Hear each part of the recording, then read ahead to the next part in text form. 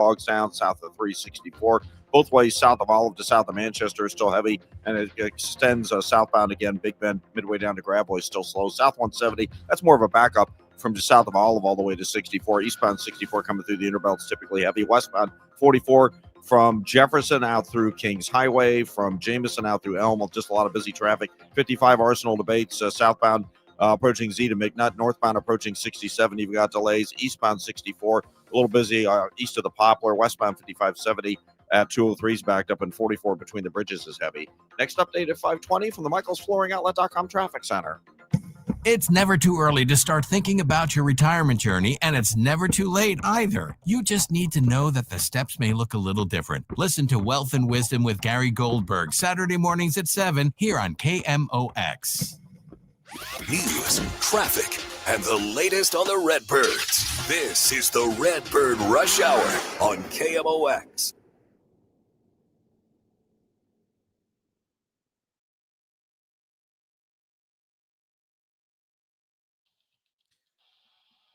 All right, good to go with you here on a Wednesday.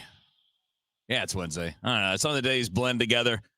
It's Matt Pauley and Kevin Wheeler with you here on the Redbird Rush Hour. It's a day game day. That's why it makes it weird. Yeah, that's how baseball scheduling works. When you work in baseball, there's days, which are just night games. Yeah. There's day game days. Yeah. And there's off days. And the off days are always weird because you're like, what do I do? Yeah. I'm going to go to Arnold tomorrow. That's what I'm going to do. You got to go to Hot Shots. Yep. Yeah, that'll be fun. Obviously, tonight, we've got the full hour here. And then you've got Sports Open Line following that. So you got plenty of baseball and other sports conversation coming up. And we may mix in a few other things later in the show today because we got some extra time that we haven't had on other shows this week.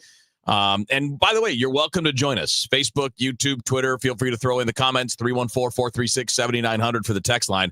I decided to go big picture today. Okay. We've talked a lot about individual players and runways. And, you guys all know. Everybody listening knows. So I'm going to zoom out a little bit. So right now, with a week and a half left to play, the Mets are on pace to win 84 games, and they are on pace to be the final wild card team in the National League. On their current pace, if the Cardinals play at their season-long winning percentage the rest of the year, they will finish at 78 wins. So there will be a 6-game gap between the Cardinals and the last playoff spot. So here's my question to you, and there's a lot to do in this. It's not like a simple, yes or no. There are a lot of things to explore within it. You guys feel free to throw in your 2 cents on this too, if you want to jump in on it. What does it take to close that gap, to change that number? Because 6 games is not a lot. Now, It doesn't mean that 84 will get in next year. We don't know, and it doesn't mean that that's the target. So don't send me a message like, just getting in is not enough. That's not what I'm saying. What I'm saying is, next year, we know this. We know they're probably not going to spend a lot of money in free agency. It's been telegraphed. It hasn't been said out loud, but it's been telegraphed that they're not diving in headlong to get a big free agent. So what are the ways within that construct that you could turn a 78-win season, again, maybe a little bit more, maybe a little less, depends on how they finish, but that's what their pace is. How do you change that from 78 to 84, 85? Yeah, and I think it's a really interesting question. I think it's a valid question. The only logic part of it that I would push back on a little bit is I don't think that is totally indicative of the season because they were sellers at the deadline. Yeah. They were on pace. They were on a different pace. They could have been been better, but they didn't do it. So I think that's the first, when you're talking about how do you knock down 6 games, the first part of my answer is, well, if you're not selling at the deadline, that's going to help a little bit. Is it going to make up 6 games? No, but maybe it makes up 1 or 2. Right. So that would be my first thing. So and let's assume though that that's part of this conversation. Sure. Right. That you do these things that we're talking about doing will keep you from selling at the deadline. Because I agree with you. That's a fair point, that if you did not sell at the deadline, you are probably at least a couple games better than you are, because we've seen, like yesterday, that game gets away because you're using guys that aren't very good in a close game. Yeah, the Saturday game of the Brewers game in the Brewers series, the same thing. Versus if you had kept Helsley, although the way he's pitched since then, maybe not so great. But like if he just pitched as he had here, if you had kept him and Maton and Steven Matz, well, you would have had the guys pitching in those other situations would be Riley O'Brien and Matt Swanson and Kyle Leahy. right? So the group is way different if you don't do that. So let's just that's a great point. That's a great thing to throw into this because maybe it's not actually a 6 or 7 game difference. And again, that's not the end goal. Right. What we're talking about, though, are the steps to getting back to being a team that can win the World Series. You don't just wave your Harry Potter wand and go from a roughly 500-ish team and say, yep, now this team's going to win the World Series. I was wondering where you're going with that when I heard Harry. Yeah. So having brought up what you did, which is a really good point, aside from not selling at the deadline, what are the realistic ways that the Cardinals can get back into that position to where you're a mid-80s win type team that will put you in the mix? Well, the other thing most years will get you in, but again, not the end goal, guys. Don't get mad at me. The other thing that's happened too that's notable is what if we would have gotten we've had this discussion, so I don't want to have the discussion again, but I'm just bringing it up. If McGreevy for Fetty happens earlier, this is what I'm getting into. There's another couple wins. So my first answer to answer my own question is you've got to be smarter with how you deploy what you have. Yes. You can't just keep running people out there because you're paying them or because you hope to recover some of their money later in the year, which is the Fetty thing. You've got to make adjustments faster. So if you were trying to next year improve upon this year, one thing would be move on from a struggling starter much faster than you did. Does that mean you do it in mid-May? No, of course not. But once you're getting into like mid to late June and somebody's still not figuring it out or they're getting worse, pull the trigger, make a move, get better somehow. I would say the same thing for slumping hitters or older hitters. Use your roster better would probably by itself. Forget anything you add. Let's just talk about the guys we know will be here next year. If you just deploy things smarter, rest older players even when they don't want to. Rest your shortstop even when he doesn't want to so they maintain a higher level of production. Make the switch in the rotation faster and do some things a little smarter in those ways. You're probably making up at least half of what you need to make up right there. Yeah. And what I'm about to say is going to be really utopian, and maybe it's not true, but I think it is. I think it probably is. I'll go with that. Chaim Bloom was going to be a president of baseball operations in Major League Baseball again somewhere, no matter what. Oh, for sure. Yeah. Super highly respected and if not here, it would have been this year somewhere. Executive. Yeah. He didn't need the Cardinals. No. The Cardinals are a great job. I'm glad it has worked out, but this was not a desperate man looking for a job. And he was able to walk into this organization and his job was to audit the minor leagues and start working on that. But he was internally auditing everything that was going on. So the stuff that you and I see and talk about all the time, Kevin, I am very confident that Chaim sees those exact same things. And when he's in negotiations to become the next president of baseball operations, I have to think that many of these issues are being addressed with ownership where he can say, this is the sort of stuff that can't happen anymore. And I have to be allowed to move on from a player who has got money attached to him. We've got to do this and that. And just again, the fact that he didn't need this job, I feel like would give him some leverage in that. And he's probably not accepting the job because especially if he's not getting some assurances. Think about Boston. He had no support. He got hosed from in Boston. Ownership in Boston. He doesn't want Boston part 2. No. So he's probably even more sensitive to I have to be allowed to do my job the way I see fit. Yeah. So my belief would be that was part of the discussions before he took this job. And I think that, some of the stuff we're talking about, we have, I'll say, I shouldn't say we, I'll say because I think some of them you'll agree, but a lot of it was putting it on the manager, and some of it might not have been on the manager when it comes to who plays and who doesn't. And he even hinted at that in Gas House Gang appearances, like sometimes saying things like, those are decisions made by the group, not by me, things like that. So I don't think that's super subtle. I think that's pretty obvious, saying, hey, sometimes I do want to do things differently, but I don't have the only say in this. So maybe that will be part of the change moving forward, even if it's the same manager. Because to me, their inability to adapt to difficulty has been the overarching problem for the last 4 or 5 years. And that can mean the offseason, not patching holes well enough. doing things on the cheap or going with what's comfortable, and what's comfortable for the front office as it is now. We don't know this going forward, but what it's been comfortable are veteran pitchers who don't make a lot of money, who don't come on a lot of long-term deals. They don't like long-term deals. Yeah. And that's the ownership, not just the front office. And that's all fine and dandy. But you have to be able to adapt. You can't just sit there and do the same thing that's not working. And I think if you just change that, if you just say, even if it's not, use the Michaelis situation, even if you're not going to bail on him in June, for whatever your reasons are, you want innings coverage, you don't want to just kick the money down the road, whatever. Well, then try something like an opener. Try getting him fewer exposures to the best hitters on the other team.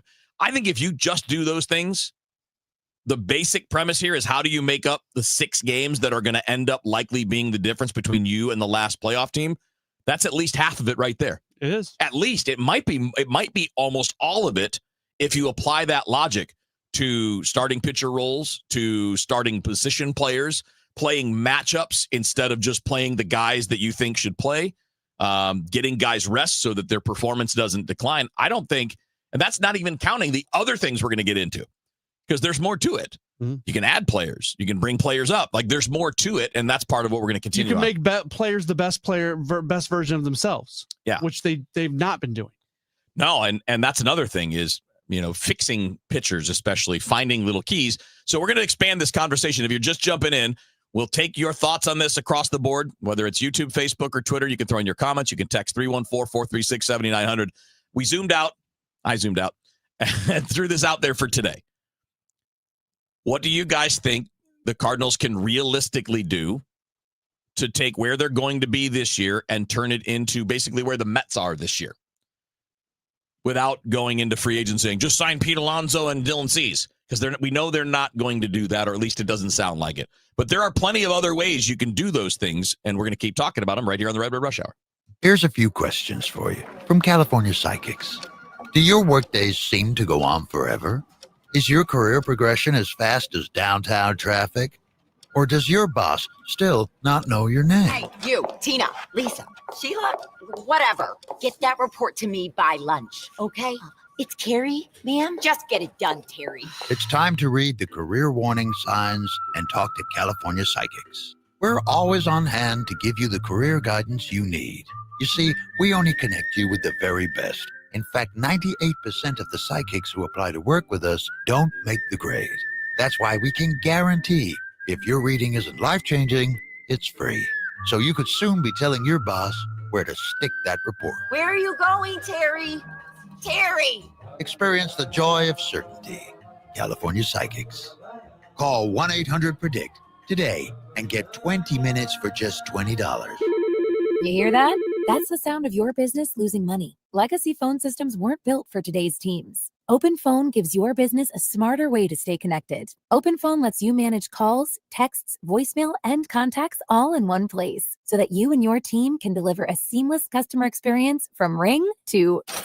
Need to take calls on the go? OpenPhone automatically transcribes, summarizes, and highlights next steps from every call, so you never miss a detail. Need insight into what closes a sale? With OpenPhone's AI call tags, you can instantly spot key topics like objections or pricing questions, and use those insights to coach your team and level up every customer interaction. And yes, you can bring your existing number with you for free. Keep your team in sync and your customers happy with OpenPhone. OpenPhone. No missed calls, no missed customers. Try OpenPhone for free at openphone.com/try and get 20% off your first 6 months. That's openphone.com/try. Openphone.com/TRY. Mint is still $15 a month for premium wireless. And if you haven't made the switch yet, here are 15 reasons why you should. 1, it's $15 a month. 2, seriously, it's $15 a month. 3, no big contrast. 4, I use it. 5, my mom uses it. Are you playing me off? That's what's happening, right? Okay. Visit mintmobile.com/radio. Upfront payment of $45 for 3-month plan, $15 per month equivalent required. New customer offer first 3 months only. Then full price plan options available. Taxes and fees extra. See mintmobile.com. Here's the tale of the daily med fill. Same old pharmacy, same old bill. But those prices kept rising higher still. Till the savings Wrangler rode in. Cool as can be. Tap Good RX. Saving massively. No plan? Don't matter none. Up to 80% off. Deals are done. Discounts hitting harder than Ma's chili. Dang. That one little app does all the rest. Save time and money on prescriptions. Check GoodRx. GoodRx is not insured. Traffic from the MichaelsFlooringOutlet.com Traffic Center.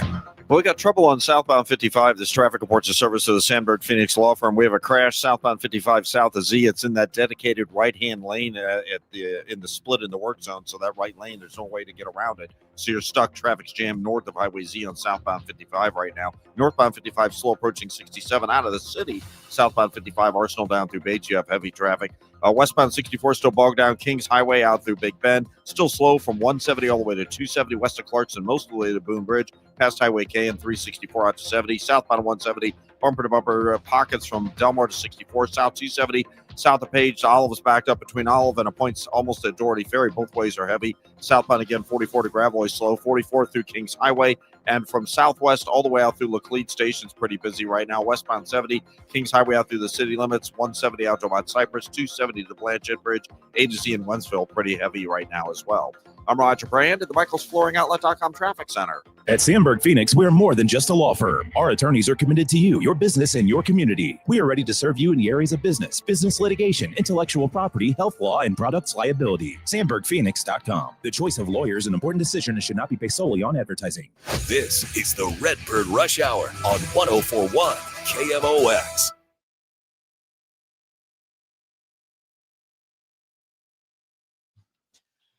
All right, Redbird Rush Hour here on KMOX. Matt Pauley, Kevin Wheeler with you here till 6. You got Sports Open Line 6 until 8 following that. If you want to join in the conversation, you can do that.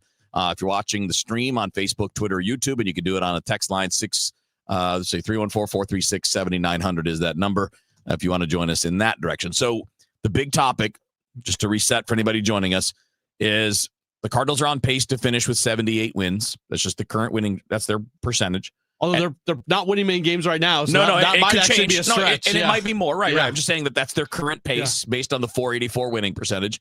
And the Mets are on pace for 84. And they're going to be the last team in as things currently stand. Now, again, that could change for both teams in the last 8-9 days. Mets could get on a hot streak and maybe it's 87 instead of 84. But the point is, the difference between the Cardinals and a playoff spot is probably going to be 6, 7, 8 games. That's not insurmountable. No. Even if you're not going to throw big money around in free agency. So we not insurmountable going into next year. Just right. Make sure everybody understands the conversation. And beyond, the goal is not just squeaking into the playoffs. We know that. But we're going steps, okay? We're taking steps. We're not going to be like, let's jump straight to World Series, because it's not going to go that way. It typically doesn't for anybody. But they're probably not going to spend a lot of money. So what are the ways they can get more victories out of what they will have? One of the things we just talked about is maximize your roster with more rest for players, being more creative when you have a struggling starting pitcher, things like that. The other thing that could help change it, and you guys, dude, I'm telling you, Aaron, if you keep sending us doofy stuff, we're just going to ignore you, brother. All caps. Stop settling for the last playoff spot. How about this? Clean the wax out of your ears and listen. Just listen, dude. We literally just gave the disclaimer. So listen is all I'm asking you. It's a radio show. Listen, and you'll be okay. When you get angry and stop listening and put your own thoughts in there, it never goes well. Just stop. Nobody's talking about settling for anything. We're talking about steps to get back to where you want to be. It ain't like magic. And I love all this, the way this goes too, Matt. Sorry, I'm going to rant for a second. That's all right. But I love how this too is like unacceptable. Well, do you hold yourself to that standard? Any failure's unacceptable? You're all billionaires. You're all A+ students. You're all at the top of everything you do. No excuses. I hate the no excuses thing. We have to be realistic. Be realistic. They're not going to go from 78 wins to 100 wins. We know that. We're talking about how do you do some things between now and next year better to give yourself the chance to make a run. If they are an 85-win team next year and they get a wild card spot, and then that leads to them winning the division the next year, and that leads to them to having a deep playoff run, legitimate World Series contender the year after that. Yeah, that's a really nice trajectory for this team to get back on. This is the thing, and again, it's a little side topic, but it's important to the topic that we're talking about. The Cardinals kind of proved this already with the long run of success. The key to winning a World Series is being in the playoffs every year. Mm-hmm. The Dodgers needed how many years? A ton. To win a World Series? A long time. The Yankees are in every year. When's the last time they won a World Series? 2009. Okay, 2009. It's a long time ago with the top payroll in the sport for most of that. Yeah, they have spent billions in dollars. The Mets have a $340 million payroll, and they're hanging on for dear life. Okay, so the point here is it's not as simple as just build a World Series roster. That's not how it works. The way to win the World Series is to be in the playoffs all the time. Be in there all the time. And look at Milwaukee and all the success they've had. Do they have a title? Nope. They do not.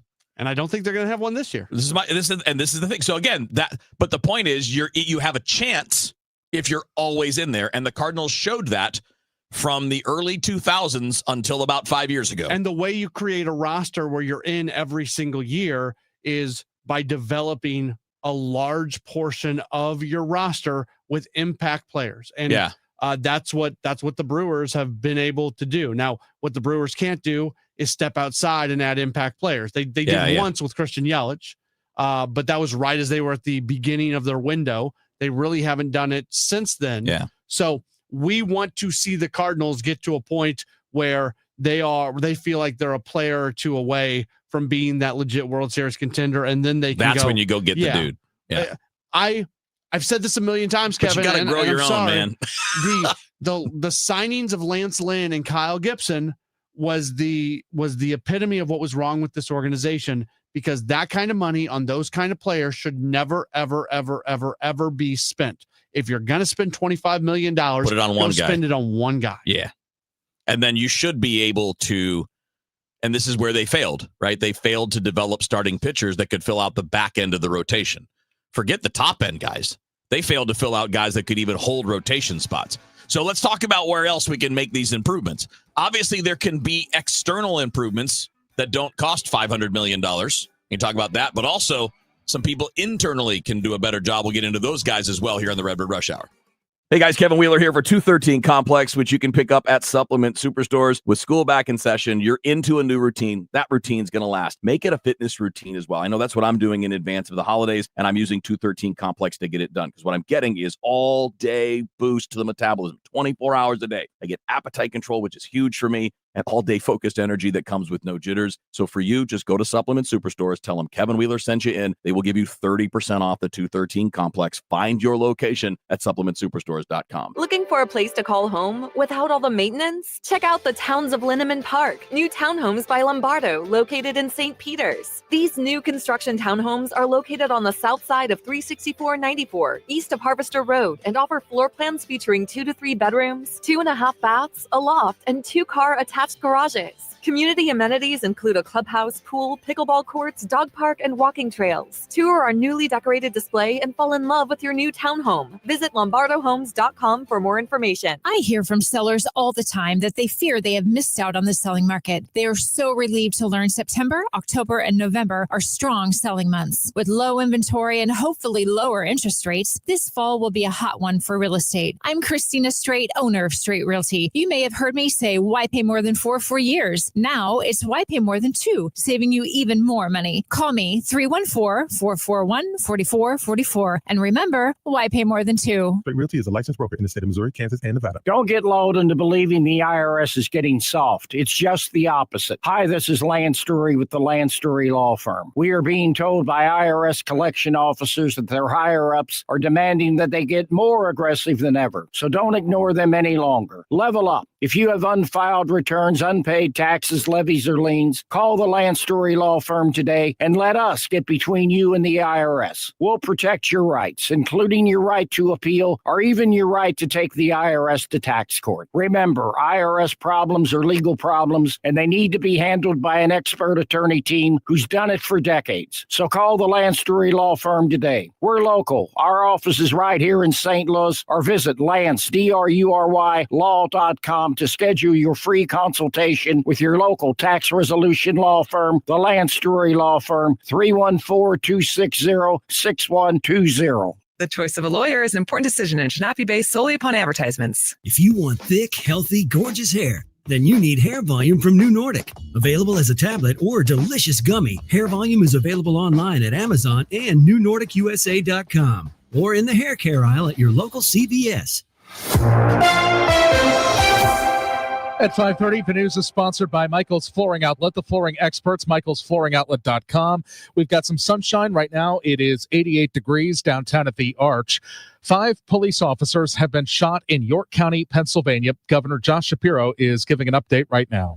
Pennsylvania, grieve for the loss of life for 3 precious souls who served this county, served this Commonwealth, and served this country. We continue to pray for the full recovery of those who are dealing with their wounds. This, of course, is on the heels of just a few months ago when we lost another York County son, Officer Duarte, who again gave his life in the line of service. I had the opportunity with the Lieutenant Governor and Senator Phillips Hill, Representative Grove, and your 3 county commissioners to spend some time with the families of those who have been impacted by this violence today. I think it's important for you to know that these families who are dealing with, they're grieving right now and they're suffering right now, took time to tell us how proud they are of their loved ones who put on a uniform to keep us safe. It's an extraordinary thing that these law enforcement families do. They support the individual who puts on the uniform and runs toward danger.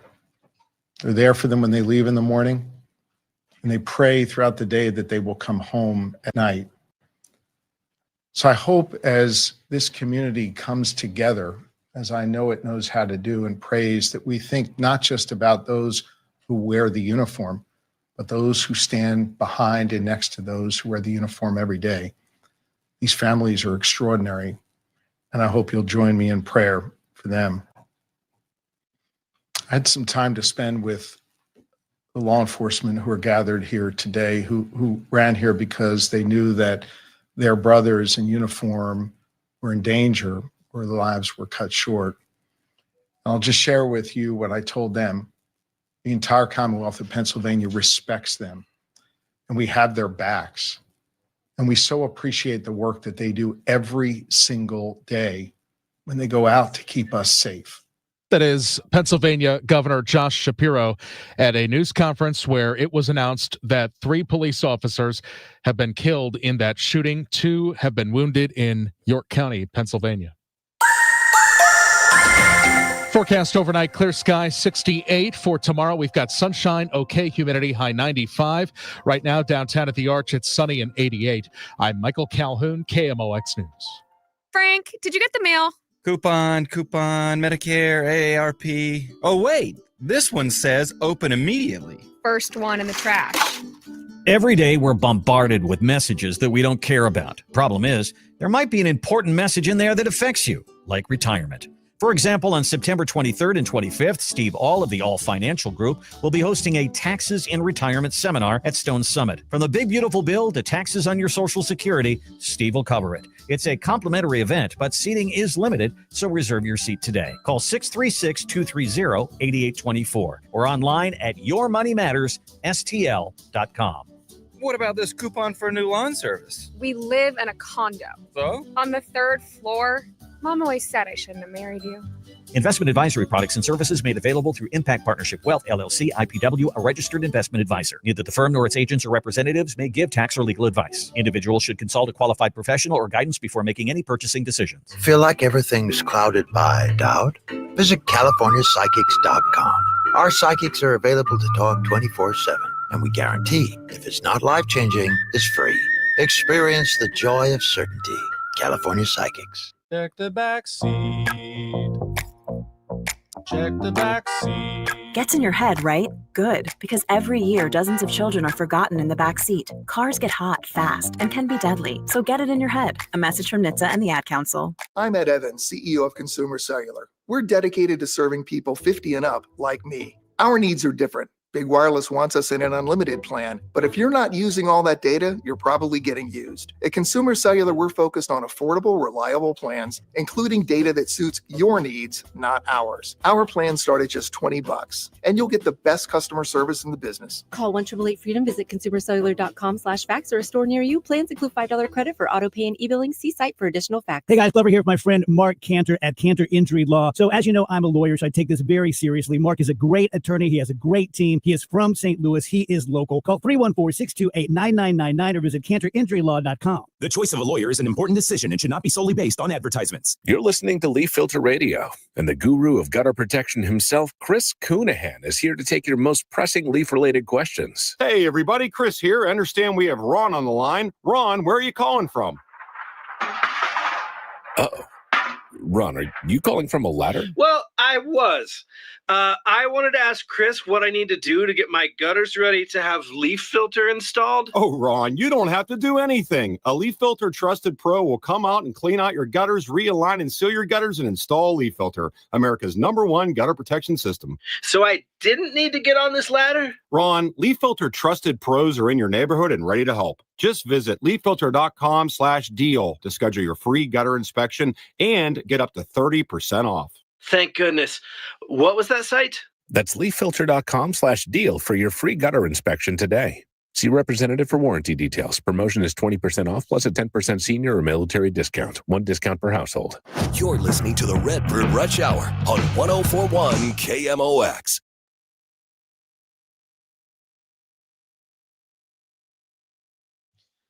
All right, Redbird Rush Hour. Matt Pauley, Kevin Wheeler with you here, taking some of your comments. If you want to throw them in there, Facebook, YouTube, or Twitter. We're just talking about how you make up the ground that you're going to be missing this year when it comes to making the playoffs. And it may or may not happen next year, but my opinion is that it can, even without big expenditures. I would agree. Which we assume are not going to happen because it sounds like the team is not planning on doing that just now.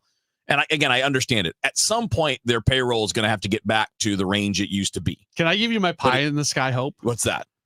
I hope that something presents itself in the offseason that's going to be very uncomfortable for the team. Like, this is not going to be something that's easy, but my hope is that something presents itself where they find a way to trade for a somewhat impactful young player who they're going to be, whether they're under contract or whether they can get under contract for an extended amount of time. So it's somebody who can bridge this gap of however long it's going to take until this team is back playing at a high level.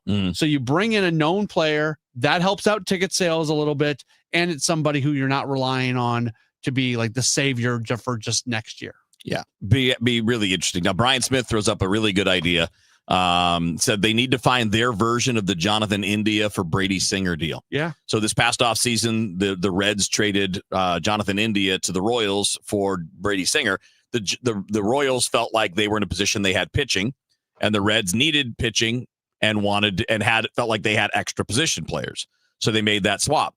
That would be a great deal if you were able to move one of your current redundant hitters, ideally one of your lefty bats, for a similar, so like Brady Singer, 28 years old at the time of the trade, very solid. He's not an ace, but he's a combined 3.8 ERA-ish over 60 starts the last 2 years. So he's basically your Sonny Gray, like that level of that level of performance. Actually better this year when you look at ERA.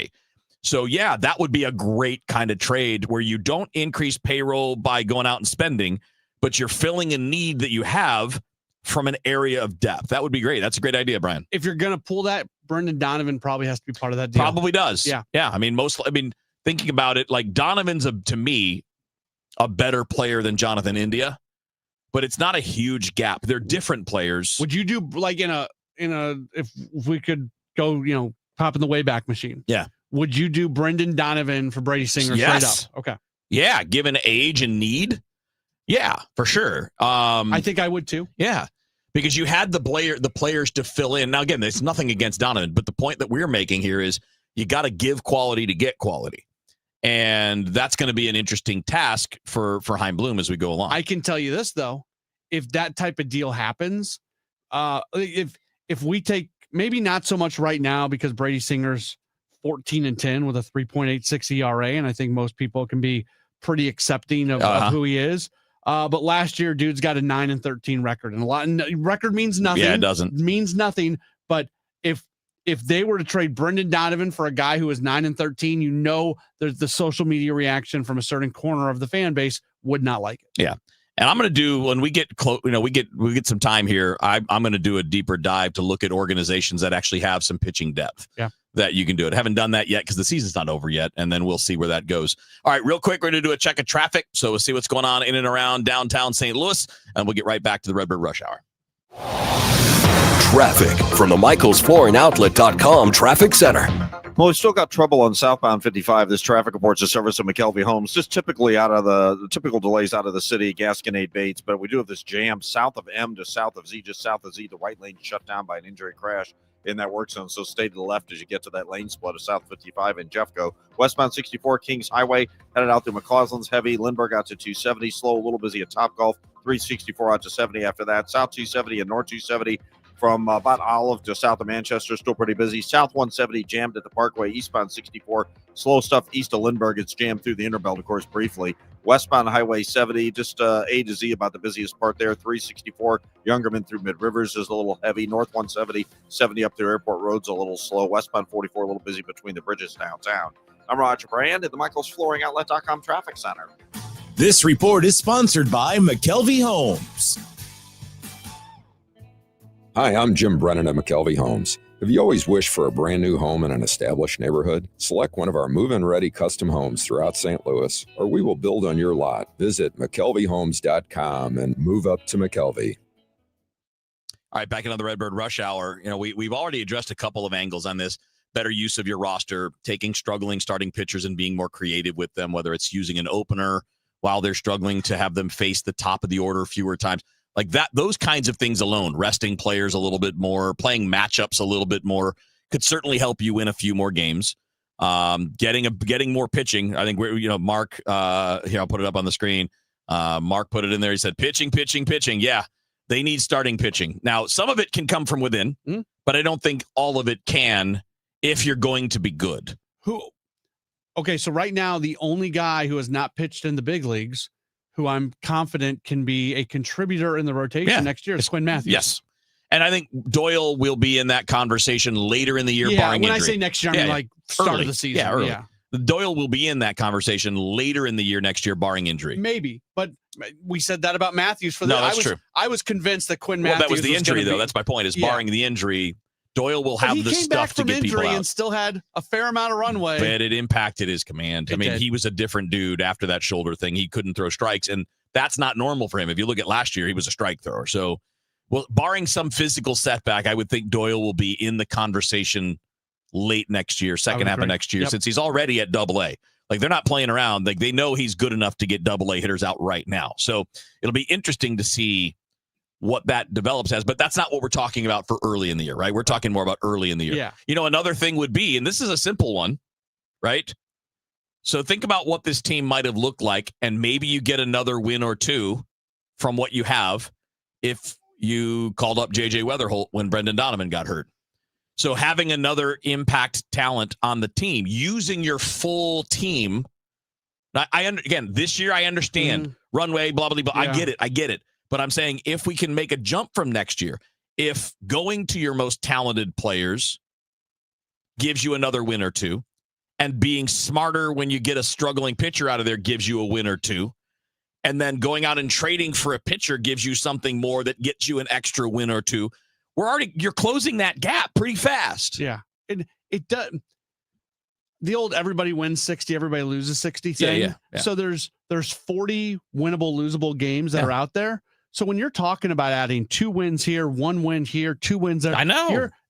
All of a sudden you're talking about if you're dividing that by 40 instead of dividing that by 162, those wins become that much more impactful. We had another message I wanted to throw up there because this was along the lines of what they certainly have to do. It was related to getting more power. It wasn't talking about arms, but I could throw it in there. But they definitely need to hit more home runs. Yeah. And I don't know exactly how you're going to do that next year. unless you're going to bring in some complementary pieces. Like, let's say you bring in a really good right-handed hitting outfielder as a platoon bat.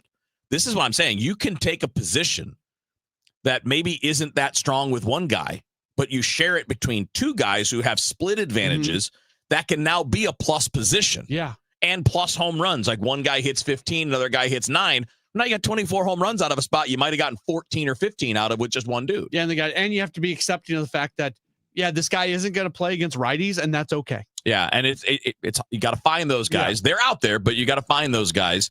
And this is the other part where you got to make, and other teams have done this, you've got to be able to pick up some guys that are maybe on the fringes. And I think the Cardinals have done this pretty well with relievers. Like you're probably going to need another Maton or two. Mm-hmm. That kind of guy, right? Maybe he's back. I know, right, Yeah. maybe. But those kind of guys at the end of free agency, it's a 1-year deal. It's not going to be super expensive. They're always out there. Those relievers are always out there. So throw a couple of those in, because we were talking about David Glover and I. We went to the ballgame today. We're talking about the bullpen. It's like, man, you got a few that you're going to be okay with. You're going to be okay with Swanson. You're going to be okay with O'Brien. You're going to be okay with Romero. O'Brien, there's the injury. Right. Questions. Leahy may be a starter. Yep. You don't know anything about any of your other relievers, about whether they're yeses or nos. And maybe Alcala, who's been pretty decent since getting here. See, I'd keep him. I feel better about Graceffo than Alcala. No. Okay. No.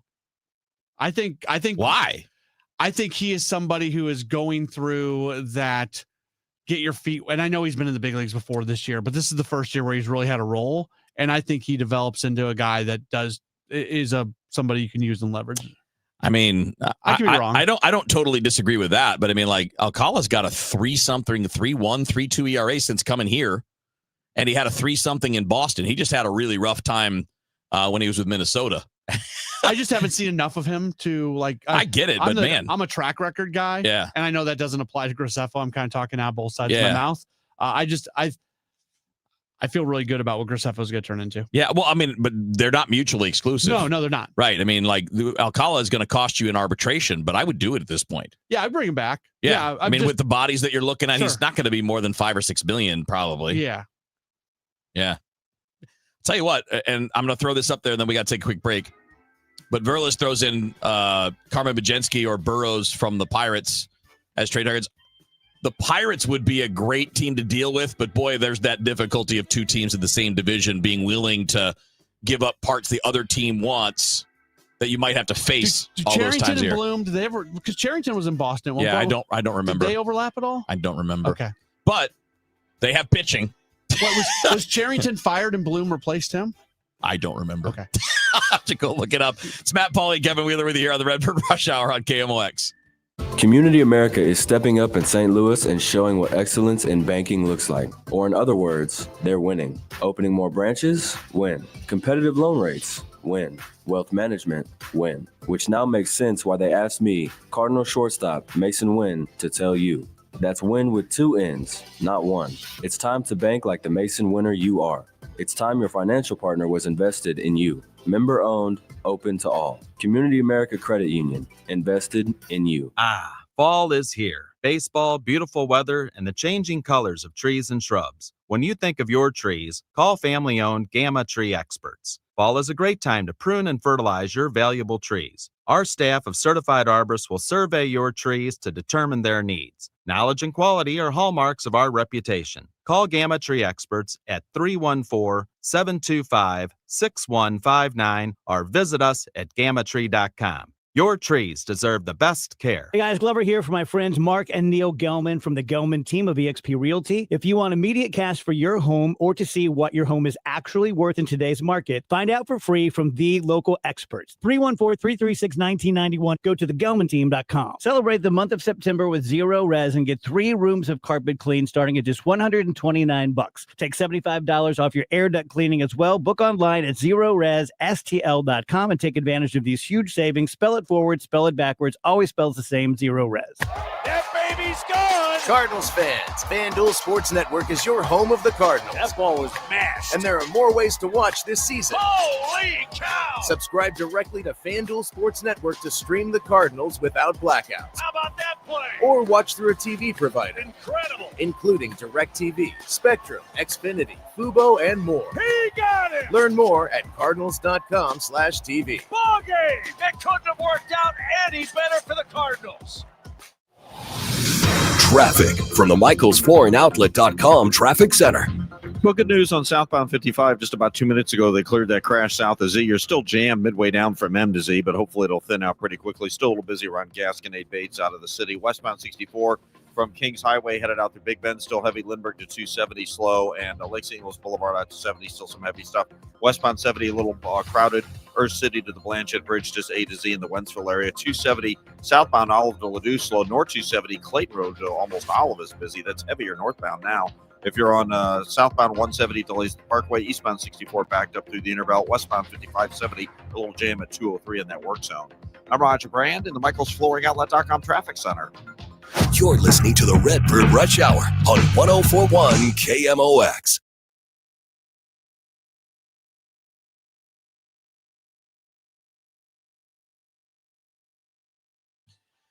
All right, Redbird Rush Hour.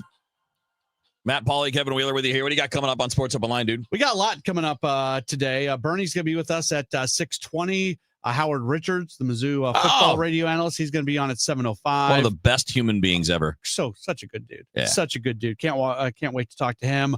We'll hear a little bit from Doug Armstrong. He met with the media today. Blues training camp is opening up tomorrow. So a lot going on. And just another reminder that tomorrow we are going to be at Hot Shots down in Arnold. And we would love for folks to stop on by. I'll be doing the Redbird Rush Hour, my part of it, during the 5 o'clock hour. Then Sports Open Line, Timo Baumgartel from City SC will be there signing autographs, taking photos, all of that. So especially for, for parents with kids that maybe have soccer, get done with soccer practice tomorrow. You're in the South County area, head on over to Hot Shots in Arnold, say hello, get yourself a burger and a beer and be good. In closing our topic today, it's interesting that it feels like, and this is not meant to be a shot at anybody. It's just more of like an observation that St. Louis has known nothing but good baseball for so long. Yeah. That I feel like we're always trying to explain what normal franchises go through to people that aren't used to it. So I put this on a text with us, you and me and Tom and our boss, Steve Moore. And I said, basically, look, if you're under age 45, you've not had to watch the Cardinals retool, rebuild, or fix anything because they've been a contender your entire adult life. Yeah, so the first team that I have a super emotional connection to is the 96 Cardinals. I'm 43 years old right now. So in 96, I was 14 years old. So the stuff that happened in the early 90s under Joe Torre, like I understand what happened during that period. You didn't experience it. I went to games with my dad, but I don't have an emotional connection to that. Right. I don't remember things that were happening. That's almost like history that I learned, not experienced. My St. Louis Cardinals experience begins in 1996 when I was 14 years old. It's been pretty darn good since 1996. Yeah, I mean, for a lot of reasons, like the late 90s, there weren't any championships, but you had McGuire. Yeah. And then after that, you had the MV3 and, 100-win seasons and all that kind of stuff. And then you had a World Series. And then you kept on being good for another 10 years after that. And then it was still okay for another 5 years after that. Right. It's only been the last 3 where you're like, damn. This is now stuck in mediocrity. And that's why there's a change happening.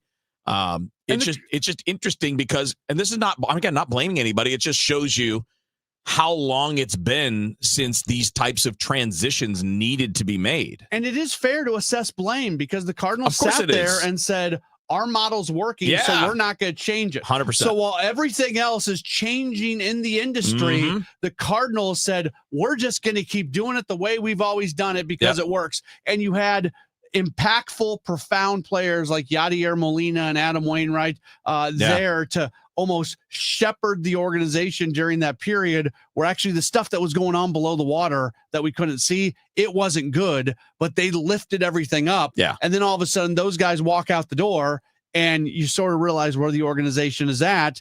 And if there would have been a pivot earlier to keep up with the industry, the team would not be in the spot that they're in right now. That is a fair criticism. No, it's 100% true.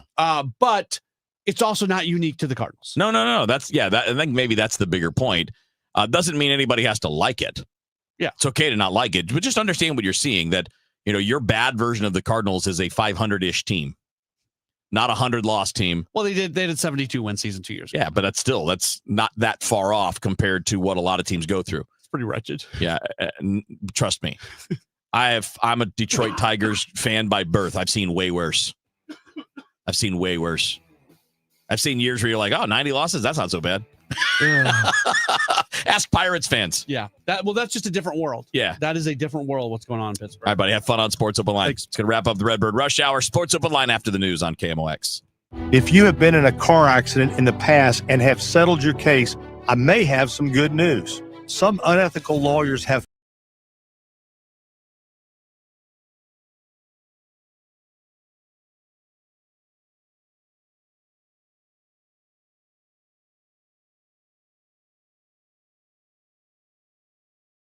good news. If this happened to you, we will sue these lowlifes and fight to get all your fees back. And then look and see if these bottom feeders also malpracticed your case and sue them for that too. You have nothing to lose and everything to gain. Visit forthepeople.com for a free consultation or call Pound Law on your cell, pound 529. If someone does this to you, call the Bar Association and report them. Let's fight these bums. Morgan & Morgan, forthepeople.com. Injured? Dial Pound Law or visit forthepeople.com for an office near you. You're listening to Leaf Filter Radio, and the guru of gutter protection himself, Chris Coonahan, is here to take your most pressing leaf-related questions. Hey, everybody. Chris here. I understand we have Ron on the line. Ron, where are you calling from? Uh-oh. Ron, are you calling from a ladder? Well, I was.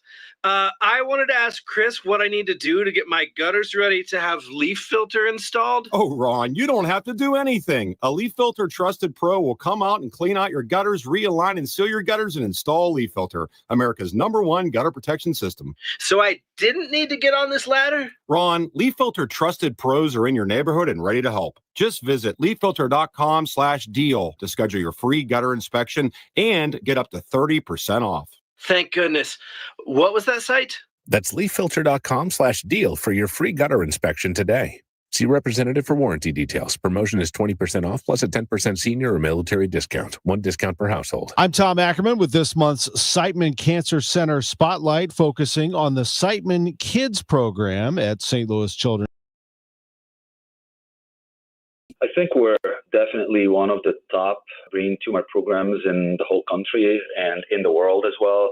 We are the top program in Missouri that has trained pediatric neuro-oncologists. Thanks to Siteman Cancer Center, national leaders in cancer. For more information, go to siteman.wustl.edu. The KMOX City SC Soccer Showcase, presented by Michelob Ultra, is back. Next stop, Hot Shot Sports Bar and Grill in Arnold, Thursday, September 18th. A limited number of fans can get an autographed picture from City SC player Timo Bunkardel. Win great prizes, enjoy great food and a cold drink. Hot Shots in Arnold is the place to be, Thursday, September 18th from 6 till 8 p.m. for the City SC Soccer Showcase, presented by Michelob Ultra. For more info, KMOX.com/events. Traffic from the MichaelsFlooringOutlet.com Traffic Center.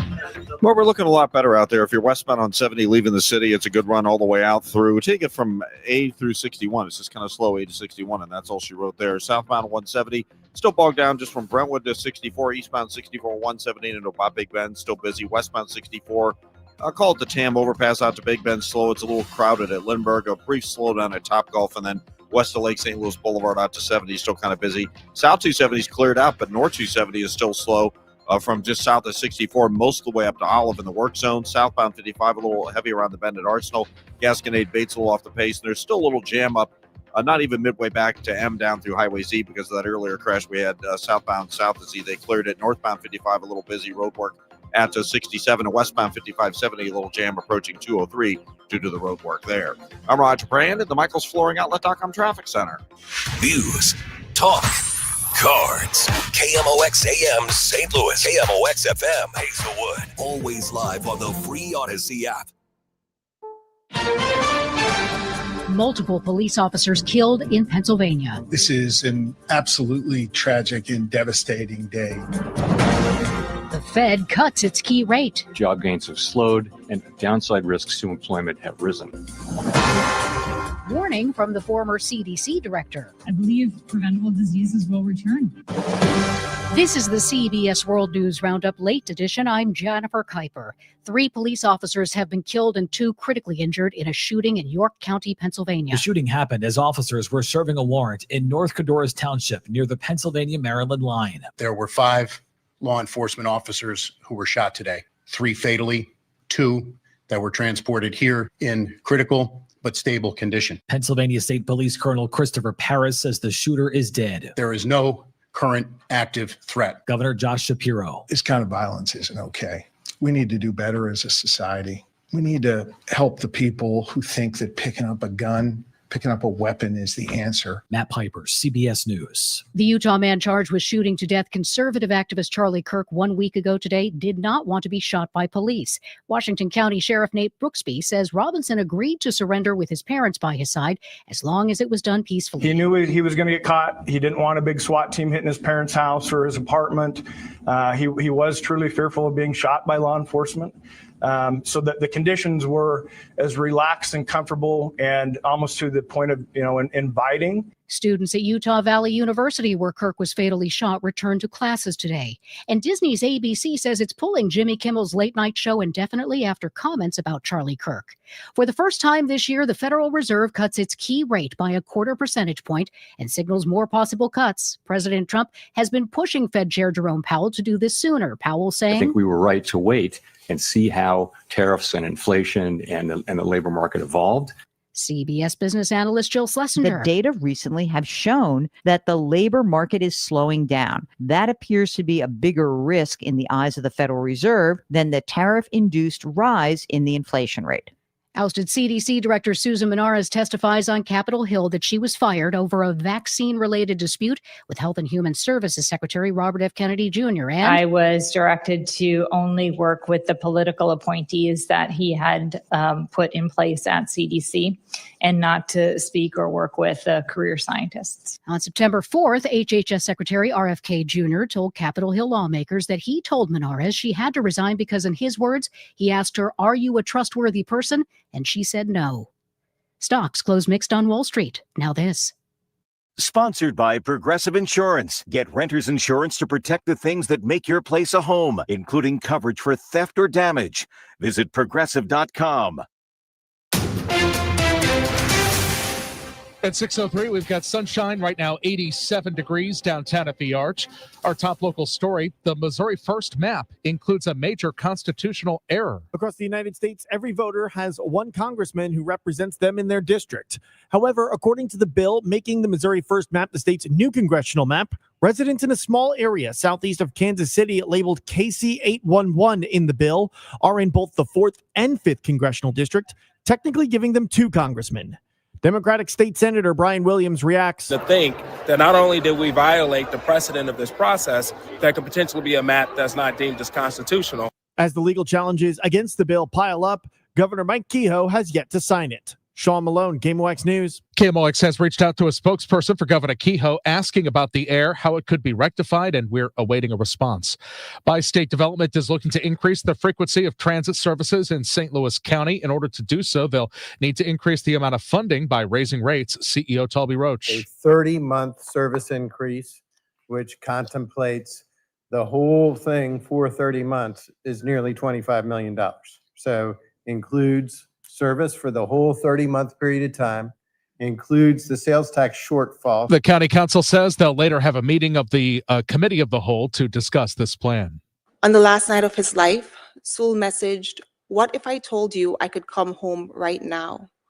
The chatbot replied, "Please do, my sweet king." Missouri Senator Josh Hawley hearing testimony from parents whose children have either committed suicide or been permanently injured from engagement with AI chatbots. And Hawley wants to pull back the layers to show just how harmful artificial intelligence can be. It's time that the country heard the truth about what these companies are doing about what these chatbots are engaged in, about the harms that are being inflicted upon our children. And for one reason only, I can state it in one word: profit. Pauley invited Mark Zuckerberg to testify, but he did not show up. The senator says last week, 2 whistleblowers from Meta testified that Meta knows absolutely that its platforms harm children. In fact, Meta has gone so far as to suppress studies that show that its platforms harm children. What's the goal across all of Meta's platforms?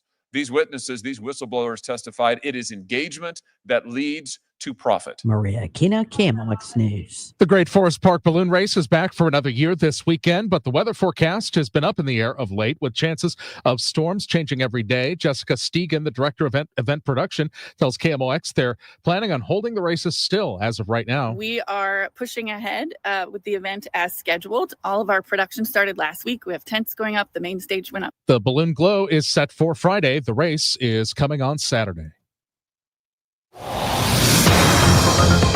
6:06, let's get you to Roger Brand for a check on the drive.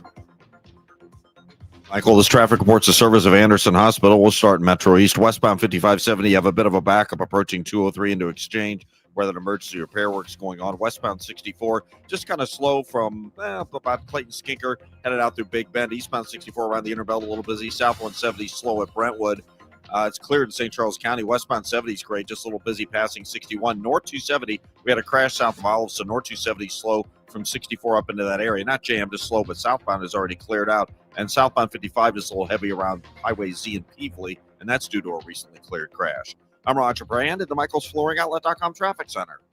Serving the Metro East region with excellence, Anderson Hospital is proud to be named one of Newsweek's World's Best Hospitals for 2025. Experience world-class care close to home. AndersonHospital.org. Stays quiet as we head into the evening. Temperatures are quite warm, but we will sink back into the mid 80s over the next couple of hours. Mostly clear skies. 68 will do it for the low. On Thursday, partly to mostly sunny skies. It's hot, but once again, the humidity levels are okay. We should top out at about 95 degrees. Fingers crossed, that may be the warmest temperature for the rest of the year.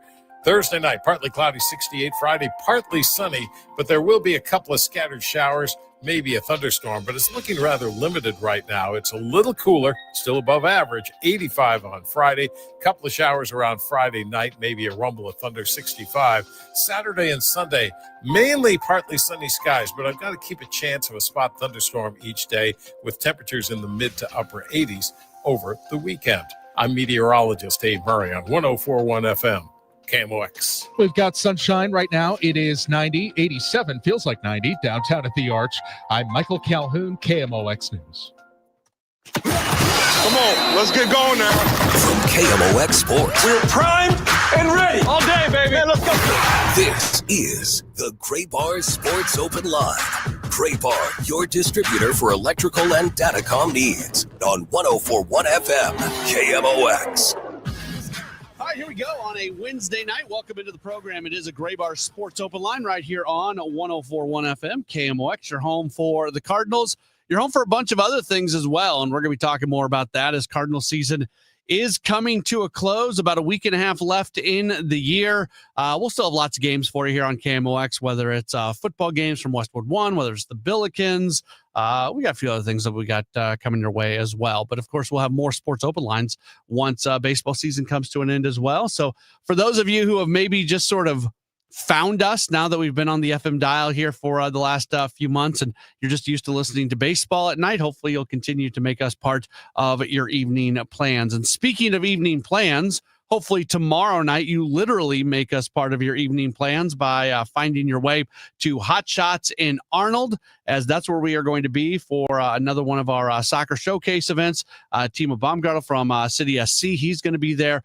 Jen Cease and I will be on from 6 o'clock to 7 o'clock doing nothing but soccer. And during that hour, Timo's going to be with us probably for about the first half hour of it or so. And then once we wrap up with Timo, he will head over to another table where he'll sign autographs and take photos and do all that sort of stuff. So if you want to meet him, that's awesome. For parents out there, just especially soccer practice, there's going to be a lot of soccer practices going on. You don't want to do dinner tomorrow night. You want your kids to be entertained by something else. Well, head on over to Hot Shots. Bring the family, bring the kids, especially if you're in the South County area. We're going to be in Arnold tomorrow. Get yourself some food, some drink from Hot Shots. Meet Timo, get an autograph, get a picture, and your night's taken care of. There, that is my gift to you. You do not have to make dinner tomorrow night. You can go to Hot Shots in Arnold and come say hello to me. I'll start the broadcast at 5 o'clock for Redbird Rush Hour, and then we'll start the soccer portion at 6 o'clock, and we'll continue to remind you about that going on tomorrow throughout the evening. We got a lot on the show today. Bernie Miklasz is going to join us in about 10 minutes. Later on this hour, we are going to talk with a former MLS player, current analyst on MLS Season Pass and Apple TV, Kalen Carr. We'll talk some City SC with him. At the start of the 7 o'clock hour, Howard Richards is going to join us, Mizzou football radio analyst. Tigers looking good right now. Later on in the 7 o'clock hour, we'll have our weekly conversation courtesy of our sister station, 96.5 The Fan, Kansas City, with Patrick Mahomes. And also we'll hear from Doug Armstrong as the Blues are opening up training camp coming up tomorrow. Some interesting things said by the Blues president of hockey operations today. So Armstrong will play some of what he had to say to the media. That's going to be coming up later on this hour. As always, if you want to chime in on what we are talking about, multiple ways to get connected with the program. You can call or text 314-436-7900, 314-436-7900. You can also tweet at me, at Matt Pauley on air, MattPauley on air. And for those of you who are watching the video stream on Facebook, Twitter, and YouTube, you can leave a comment in the chat, and we will address that as we go along through the show today. Cardinals lose today. It's kind of a blah game. They lose 6-2. Alec Burleson hits the home run in the first inning, which was good. Gave them a 1-0 lead. They took the early lead yesterday. They were able to keep it yesterday, but they didn't get the same pitching yesterday today that they did yesterday, because Andre Palante again allows one inning to really beat them, and mistakes. I've been frustrated when it comes to the Cardinals and not playing great baseball. Sometimes there are things that frustrate me, and sometimes there are things that I'm more accepting of. And I'm a little bit more frustrated right now because I think the mistakes are starting to pile up. And mistakes are not always fielding errors. Mistakes are issuing walks. Mistakes are plays in the field that should have been made that are not made. Maybe they don't go for errors. Mistakes that are made sometimes don't have any impact whatsoever when you've got somebody who's not backing up on a play, or an outfielder who's just kind of a passenger. Some other stuff is going on when you have bad base running, things like that. I think the Cardinals, for the most part this season, and I give them credit, I think they've played a pretty clean season. I think they've been very good defensively. I think they've been a pretty solid fundamental ball club, especially across baseball. Fundamentals have fallen back. That's kind of the state of the game. So I guess I'm grading on a little bit of a curve here. And I know there's some people who hold them to a much higher standard, and that's totally fine. I think it's been a fine season in terms of that. But over the last couple weeks, there's been some instances where some very preventable things have come back to bite the team. And there's been a time or two where Ali has said in postgame essentially that the team didn't deserve to win a game. There was that game against one of the Milwaukee games, I think it was, where the first 6 batters of the inning, every single at bat, there was either a walk or a mistake that was made, whether it was an error or something else. And like that's the stuff that just, you get frustrated when that happens. That's not what it's supposed to be. So I get it. There bunch of, Wilson Contreras goes on the injured list today. He's done for the year. You made the moves at the trade deadline. There's some other pieces that you don't have. Like you're playing out the string. But at the same time, the one thing I would really like to see is for it to continue to be clean baseball. I thought it was interesting today during the post-game conversation from Oliver Marmol, where he talked about hitters' approach, and he was speaking specifically against Brady Singer. And Ollie had a hard time answering the question because it was a kind of a generalized question about the team, But when you're talking about a bunch of different individual batters, you can't generalize, because if you're talking about the approach, well, if you're really happy with the approach one guy's taken and you're pretty happy with how a couple other guys, and you think it could be a little bit better with a couple guys, and there's 3 or 4 guys that are really leaving something to be desired, you can't have an all-encompassing answer. So I appreciate, one of the things I appreciate about Ali is he listens to questions and he answers them. And when he can't answer them, there's a reason why. And the reason why today was the generalization of everything being the same across the board. That being said, it was pretty clear listening to him today that from an approach standpoint, there are some guys that are not doing what they would like them to do. And that should not be shocking news to you, by the way, because when Brant Brown was on Gas House Gang, and Brant Brown also had a conversation with Claibs recently during the pregame show, I guess it's pretty clear that there is some frustration with how some of the hitters are approaching their at-bats. And I would contend that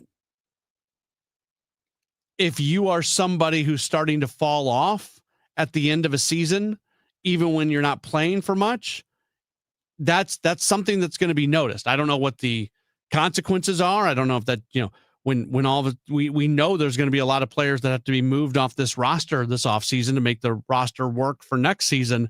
That all plays a role kind of in what's going on.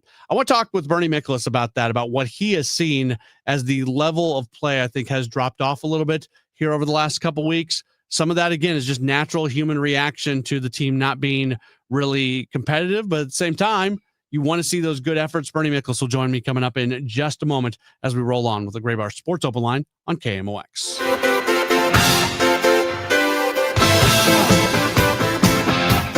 Don't get lulled into believing the IRS is getting soft. It's just the opposite. Hi, this is Lance Story with the Lance Story Law Firm. We are being told by IRS collection officers that their higher-ups are demanding that they get more aggressive than ever. So don't ignore them any longer. Level up. If you have unfiled returns, unpaid taxes, levies, or liens, call the Lance Story Law Firm today and let us get between you and the IRS. We'll protect your rights, including your right to appeal or even your right to take the IRS to tax court. Remember, IRS problems are legal problems, and they need to be handled by an expert attorney team who's done it for decades. So call the Lance Story Law Firm today. We're local. Our office is right here in St. Louis, or visit Lance, DRURY, law.com to schedule your free consultation with your local tax resolution law firm, the Lance Story Law Firm, 314-260-6120. The choice of a lawyer is an important decision and should not be based solely upon advertisements. You're listening to Leaf Filter Radio,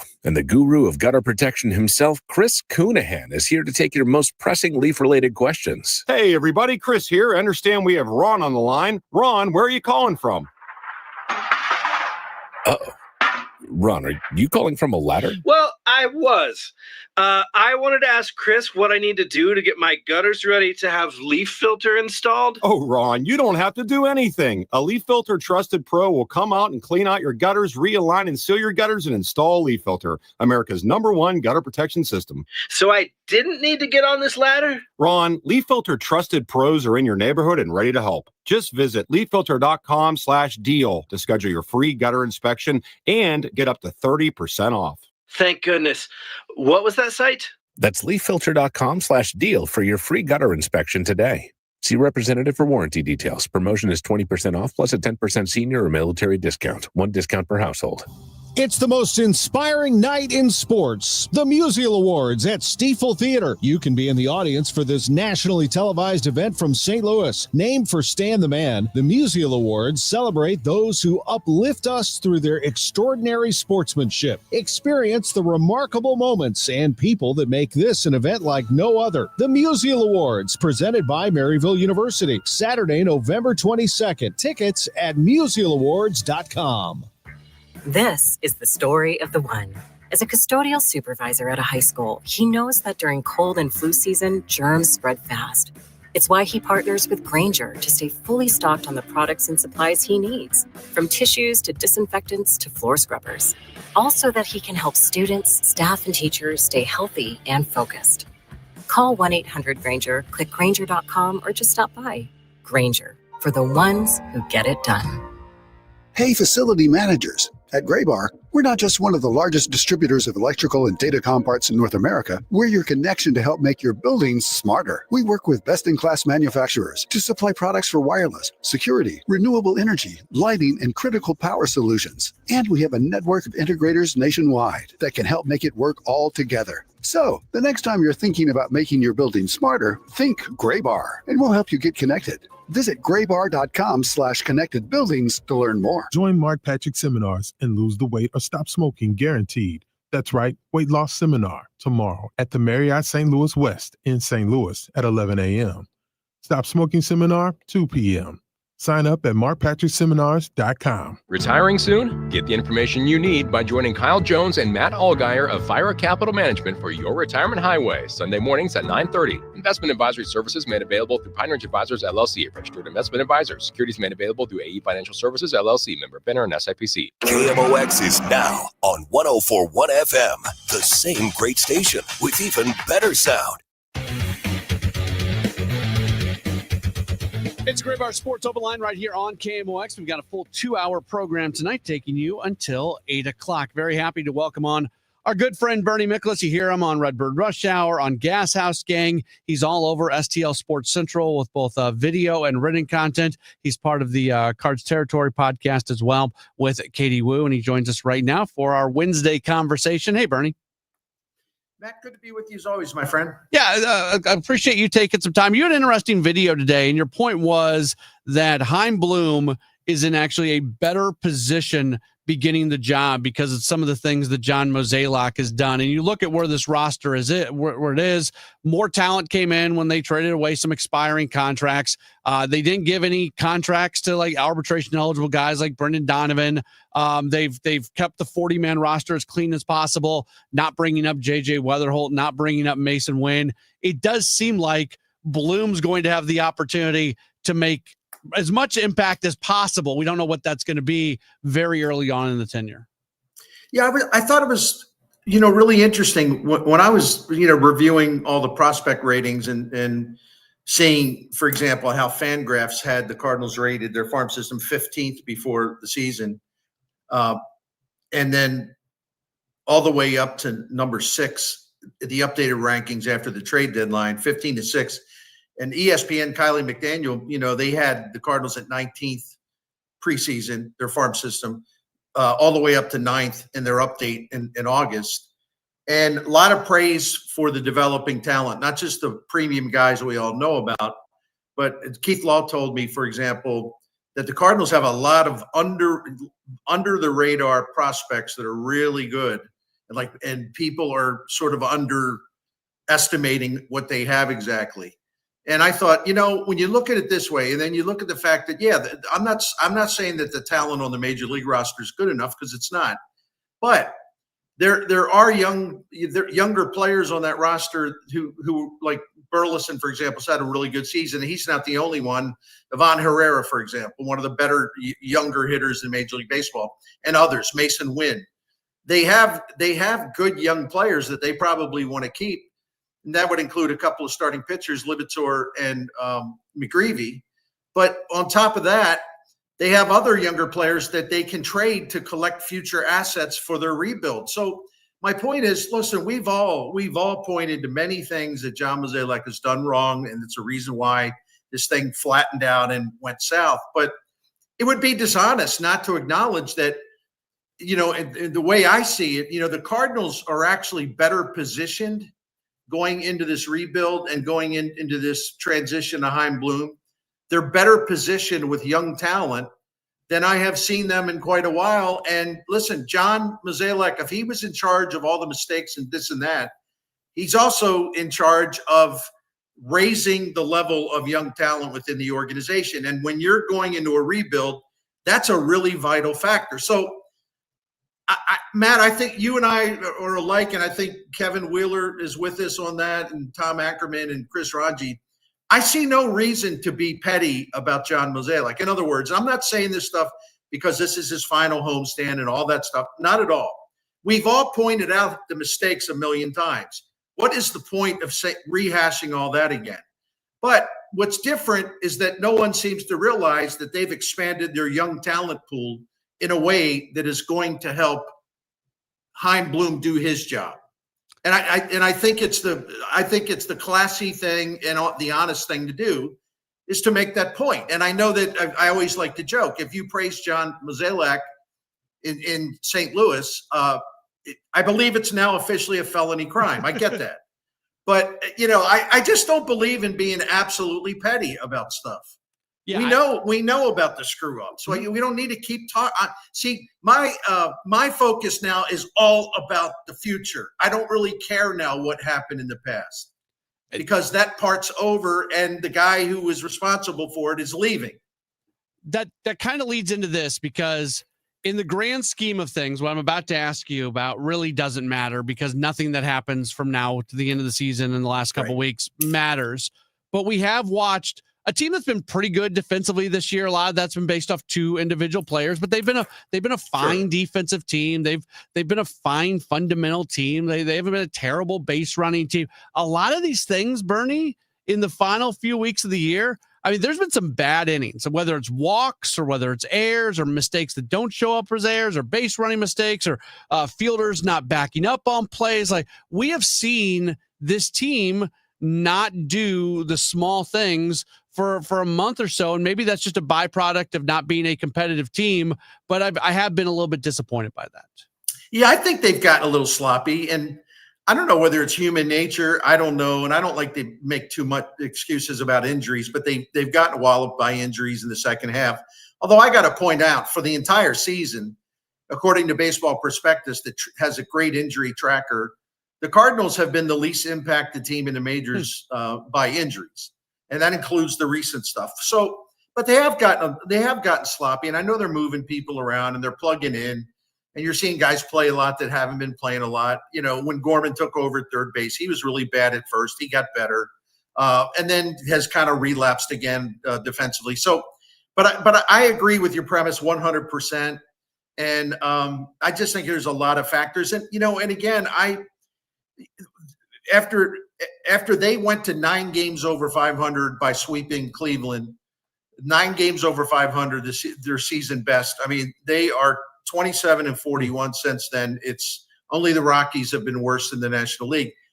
And the bottom line is when you don't have much of a starting rotation and your offense has been really bad overall, you're just not a very good team. But having the team also get sloppy just adds to the frustration. So Michael McGreevy yesterday was really good. Gave up just 3 hits in 7 innings, 6 strikeouts. The last time he pitched up against Cincinnati, he was also good, just not as good. 1 run, 5 hits, 6 innings, no strikeouts. Oliver Marmol talked last night about how McGreevy is so receptive to advice and how to tweak things. And yeah, he could have said, man, I was really good against Cincinnati the last time. Let's just do the same thing. But instead, they tweaked it. And he talked about, meeting Rob Cerfolio after Major League Spring Training and how they gave him some advice on stuff. And they were almost surprised how willing he was to listen to what these people were saying and implement it to see maybe it works, maybe it doesn't work. But if it does work, this could take you to another level. I feel like, no, this is a really long question, Bernie. I'm sorry. No, not at all, man. As we watch, and I know pitching and hitting is different, but as we have watched a hitting coach openly speak about the fact that maybe the team has hitters that do not listen as much and don't make those tweaks, isn't there something that everybody can learn from Michael McGreevy? Isn't that the truth? You speak the truth as always. No, absolutely. And I think that sometimes, I know I've heard from fans, and they're not being jerks or anything, but there's some skepticism about McGreevy because he will have those bad starts, and there's some clunkers mixed in there, and we know that he's not overpowering per se.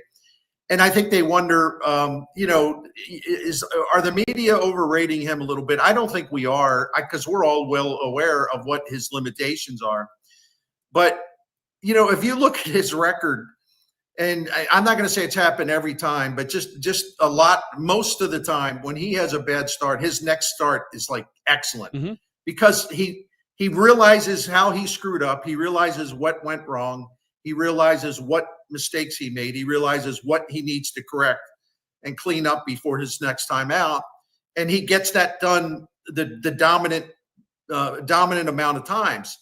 And there's a fierceness of competitiveness about him. And there is a incredible desire within him to learn and adapt and to get better. And he's just relentless. He will not stop. And you look, I saw a guy pitch like that for the Cardinals who helped pitch them to the World Series in 2006. And I'm talking about Jeff Suppan. There's still room in this game for guys who know how to pitch and know how to correct their mistakes, realizing they can't overpower hitters. Suppan was like that. Suppan was just a guy when the Cardinals got him. They put him together with Dave Duncan. And without Jeff Suppan, they don't win the World Series in 2006. And all you got to do is flash back to Game 7 of the 2006 World Series at Shea Stadium. And the Mets had him in trouble time and time again, and he pitched his way out of it, and the Cardinals won it in extra innings. The season was basically over if he cracked at all, and he didn't. So McGreevy's got some of those same qualities, and that's a pretty high compliment because even back then, there was no one around baseball who said, oh, man, Jeff Suppan's got killer stuff. No, they said he knows how to make pitches, and he's really smart. Yeah, I've been so encouraged by McGreevy and the maturation and just the evolution and everything that he does. It's been right. Fun to watch. Bernie, before we get you out of here, we got to hear a little bit about Saliga Heating and Cooling. It's my pleasure, Matt, and always great to be with you. Listen, Saliga Heating and Cooling is a Daikin comfort dealer, and I'm always really happy to talk about them because it's one of those things where something has been so great for you and your own family as far as calling someone who does a great job every single time. I like getting the word out. I mean, because I know people sometimes don't know who to call and what to do. And Saliga Heating and Cooling, well, that's who you should call because you can trust their integrity and honesty. You can trust that total professionalism, high knowledge. It's a family-owned business, and the same family has owned it since 1927. So they have established very high standards, the highest of standards, because they want to uphold the family name and the reputation, and they also want you to be a client, someone that is going to call them when you need help, and they're going to take good care of you. That's been our experience for the last 17 years. And I just can't say enough about how great they are and how honest they are. They also have a priority club. It's a maintenance plan that's going to save you money by extending the life of your current equipment. And we are members of this priority club. You also get some perks like priority scheduling, but you'll also know that everything is safe and ready for all 4 seasons. And you will save money. So if you want to find out more about all there is at Saliga, you go to SaligaHeatingandCooling.com. You'll see the phone number, but at SaligaHeatingandCooling.com. But I'll also give you the phone number, 314-481-7333. Saliga Heating and Cooling. I hear from sellers all the time that they fear they have missed out on the selling market. They are so relieved to learn September, October, and November are strong selling months. With low inventory and hopefully lower interest rates, this fall will be a hot one for real estate. I'm Christina Straight, owner of Straight Realty. You may have heard me say, why pay more than 4 for years? Now it's why pay more than 2, saving you even more money. Call me 314-441-4444. And remember, why pay more than 2? Straight Realty is a licensed broker in the state of Missouri, Kansas, and Nevada. Attention business owners with a net income over $500,000. You need to work with a tax strategist that understands your entrepreneurial mindset. Download the most recent white paper written by E3 Consultants Group titled The Power of a Professional Tax Strategy Team. Go to e3wealth.com/radio to obtain a copy. It's time to learn about wealth and tax strategies that protect your personal and business economy. E3 is ready to help you think differently about your finances. Educate, empower, enlighten. That's the E3 difference. Hey guys, Glover here for my friends at Cantor Injury Law. So as you know, I'm a lawyer, haven't practiced in a long time, but I did plaintiff's work and defense work, so I have a pretty good understanding of it. I have a pretty good idea of who's who in the firmament of plaintiffs, attorneys. And for my money, Mark Cantor is the guy. He's a great attorney. He is a great practitioner. He's put together a great team. He was born and raised here. He lives here. He works here. He wins here. Call 314-628-ALL-9s or CantorInjuryLaw.com. The choice of a lawyer is an important decision and should not be based on advertising. Hey guys, Kevin Wheeler here for 213 Complex, which you can pick up at Supplement Superstores. With school back in session, you're into a new routine. That routine's going to last. Make it a fitness routine as well. I know that's what I'm doing in advance of the holidays, and I'm using 213 Complex to get it done because what I'm getting is all-day boost to the metabolism, 24 hours a day. I get appetite control, which is huge for me, and all-day focused energy that comes with no jitters. So for you, just go to Supplement Superstores, tell them Kevin Wheeler sent you in. They will give you 30% off the 213 Complex. Find your location at supplementsuperstores.com. If you're 55 or older and into that whole saving money thing, T-Mobile has an exclusive phone and internet bundle just for you. Right now, get 2 unlimited phone lines plus 5G home internet for just $30 each per month with autopay, plus taxes and fees. And with 5G home internet, setup is easy with just one cord and no technician needed, which is great if you're also into that whole keeping it simple thing. Switch now and experience the best mobile network in the U.S. Visit your local store to start saving. T-Mobile, it's better over here. Based on analysis by Ookla Speed Test Intelligence data Q4 2024 to Q1 2025. Ookla trademarks used under license. Unlimited on our network. Customers on voice plan may notice speeds lower than other customers and further reduction if using more than 50 gigs a month due to data prioritization. Video streams and SD on this plan. Home internet pricing after $20 a monthly bill credit plus $5 per line without autopay. Debit or bank account required. See 5G device coverage and access details at T-Mobile.com. You're listening to Leaf Filter Radio, and the guru of gutter protection himself, Chris Coonahan, is here to take your most pressing leaf-related questions. Hey, everybody, Chris here. I understand we have Ron on the line. Ron, where are you calling from? Uh-oh. Ron, are you calling from a ladder? Well, I was. I wanted to ask Chris what I need to do to get my gutters ready to have leaf filter installed. Oh, Ron, you don't have to do anything. A Leaf Filter Trusted Pro will come out and clean out your gutters, realign and seal your gutters, and install Leaf Filter, America's #1 gutter protection system. So I didn't need to get on this ladder? Ron, Leaf Filter Trusted Pros are in your neighborhood and ready to help. Just visit leaffilter.com/deal to schedule your free gutter inspection and get up to 30% off. Thank goodness. What was that site? That's leaffilter.com/deal for your free gutter inspection today. See representative for warranty details. Promotion is 20% off plus a 10% senior or military discount. 1 discount per household. Cards manager Ollie Marble joins the Gas House Gang every Tuesday at noon. Sponsored by Siteman Cancer Center on the voice of the Cardinals. 104.1 FM, KMOX.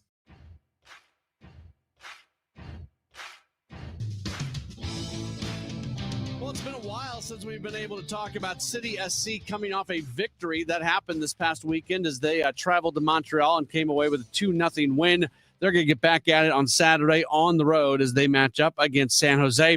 To preview that and talk all things City SC, we're very happy to welcome onto the program former MLS player, now a analyst with MLS Season Pass and Apple TV. He is Kalen Carr. You follow him on Twitter at Kalen, Calen Carr, Carr. He joins us right now. Kalen, thanks for the time. How are you?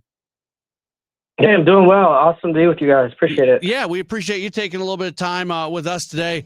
What did you see? City has really been struggling recently. A lot of close losses. There was a tie in there that should have been a win. They finally were able to not just get a win, but a clean sheet all at the same time, something this team and this organization had really been looking for.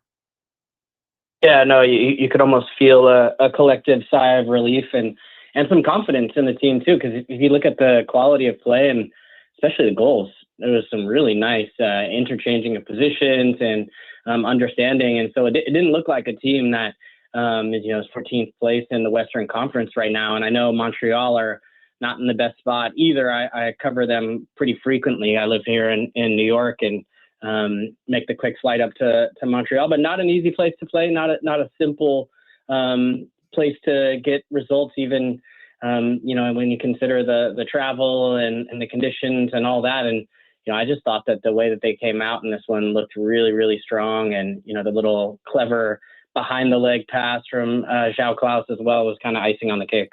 They're not really playing for anything for this season, but it is a very short off season in soccer, probably more so than any other sport. It feels like one season really rolls into the next. if they're able to take some momentum out of that Montreal matchup and have some success in the final 4 matches of the regular season, how can that impact the offseason going into next year? Well, it's a good question because it's hearkening back and making me think of the end of last year where they finished the season so well.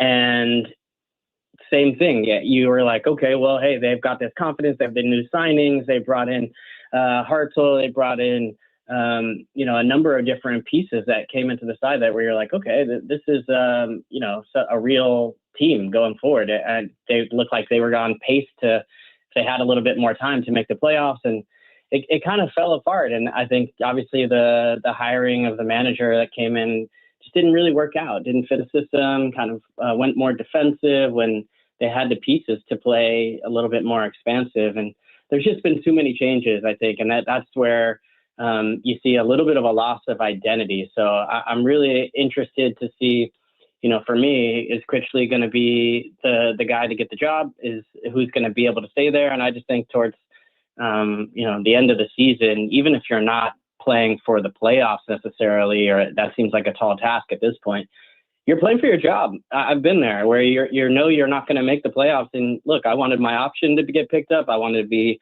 a part of the club to prove that I could be a part of things, or to at least put myself in the shop window. So, I could get to another place, but more than anything, I think that this is the type of year where you have to play for some pride. You play for the badge. And look, I think St. Louis City has a ton of potential. We've already seen it come to fruition. It's just, I think the thought was that it was going to be a more linear progression to go straight up.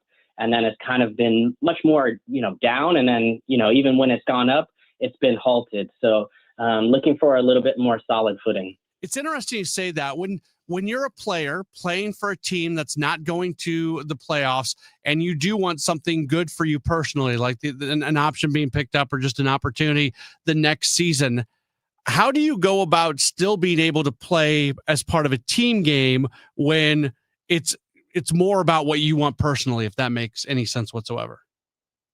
Yeah, well, I think pro sports in general is always that kind of tricky balance of you're looking out for yourself and you want the next contract, you want to play as a striker over the next guy, but you also want him to score goals. You want the team to win. And I always felt, for me personally, making the players around me look good, especially some of the star players, was a way that I found success and maintained my place into some successful teams in Houston and Chicago. So, but yeah, I think it is a tricky balance, and where you can go off track is when you focus too much on yourself. And I think teams see that, clubs see that, guys who are a little bit more individualistic, not sacrificing for the team. And when I think of the best versions of St. Louis City, was all about the belief in the philosophy and fighting for, the next man. And look, they have quality throughout the team. You go through the lines and you can see a ton of experience and a ton of talent, but it's really been more of that continuity and that culture that seemed like it was being built and kind of fell apart at the seams. I know the last thing a team wants to do is make a decision with long-term implications because of short-term impact. Talking about taking momentum from the end of this year and turning into next season, but it's a team that needs a new sporting director, so you don't know what the soccer philosophy is going to be with a new sporting director, and it's a team that needs to make a decision on a head coach, whether they keep Critchley, whether they look at somebody else. If they do have a strong finish to the season, can that momentum be kind of wiped out if all of a sudden they bring in people that want to do things very differently than what they're doing right now? It can. Yeah, I think we saw that last season. Yeah. I think last year was a perfect example with Olaf Melberg coming into the team and having the momentum and, them playing really good football and entertaining style of play and having that momentum. I did a couple League Cup games in St. Louis. I saw, just being around the city, how excited everybody was. And the soccer history, the soccer culture there is second to none. So I know it's going to be an attractive job to be a part of that front office. That's a big decision to make. You mentioned with Lutz Pfannenstiel being let go, and he was there from the beginning. So I could see a lot of people being very interested in that position, as well as the managerial one. But I think sometimes I think there's a little bit of a danger of looking too far and saying, well, maybe what's the next? What's behind? The grass is greener over there. Because when I've looked at a lot of the managers that have been in St. Louis, I think there's been some really good ones. I thought Bradley Carnell did a great job. You can see the success he's having in Philadelphia. I think shoot, I'm blanking on Hackworth. John Hackworth, who was I've known forever and is such a respected manager. He was in Philadelphia when I played against them and part of the U.S. youth national team system. I thought he did a fantastic job too. So now I think Critchley's shown some ability. So sometimes giving these guys a chance, I think would be wise. But then again, it's not my club, of course. I'm just coming in to analyze things and give my opinion. But it's a little bit of a trend that I see in MLS of kind of looking around, but there's been really good moments. It's just about kind of having that continuity. Looking ahead to this matchup with San Jose, this is a really important match. San Jose is still jockeying for position. There's a bunch of teams that are right around them with Colorado and Salt Lake, FC Dallas. So it feels like it's an opportunity for City SC to knock down another team, but at the same time, pretty large implications with a month or so left of the season for San Jose. Oh yeah, huge. Ninth place right now, and if you know anything about Bruce Arena teams, anything under than the playoffs is a rarity. So, I think they're going to be desperate to win. Plus, they have some really tough Western Conference games away in San Diego and Vancouver.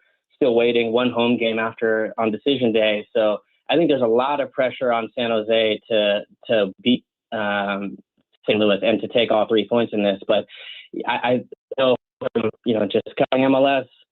What you think might happen is almost never going to happen. I did a 5-4 match where Columbus was winning 5-0 last week and almost stormed back. They scored 4 goals and had really nothing to play for at this point of the season. But I think that is a dangerous sign. A dangerous team is a team that's fighting for a lot more, and that's kind of what we were talking about before. Either those individual, personal, professional. That part is important. So I think St. Louis City can continue to do that again this weekend. Kalen Carr played 8 seasons in MLS. Now he is part of the broadcast team with MLS Season Pass. Kalen, can you give a little bit of a plug for the MLS Season Pass package, especially a little bit more than a month out from the playoffs for soccer fans? Great chance to get locked in right now, watch the end of the regular season, and then watch the great playoff action. Oh yeah, I mean this is the best time of the year, and I know St. Louis fans are maybe not, as dialed in right now as maybe they would want to be as far as the team being able to make a deep run at things. But as far as the intrigue, I was watching last night Messi go for some revenge against Seattle, who beat them in the Leagues Cup final. I'm really intrigued to see if they can go all the way. There's a ton of pressure on that Miami team. They've almost made themselves the villain in a few ways with some of the behavior and antics. But that's what we love about sports. You got LAFC, a ton of really good teams, a ton of good talent, young talent in the league too. And I don't have to tell anybody in St. Louis about the soccer cultural side, but that part is huge as well on MLS, and it's fun to follow every week. But yeah, playoffs, definitely sign up and follow along. We very much appreciate your time. Look forward to talking to you again down the line. Thank you. Awesome. Thanks, guys. Thanks for having me on. You bet. That's Kalen Carr joining us here on the program. We'll take a break, and we've got more coming up in just a moment as we roll on. It's a Graybar Sports Open Line on KMOX.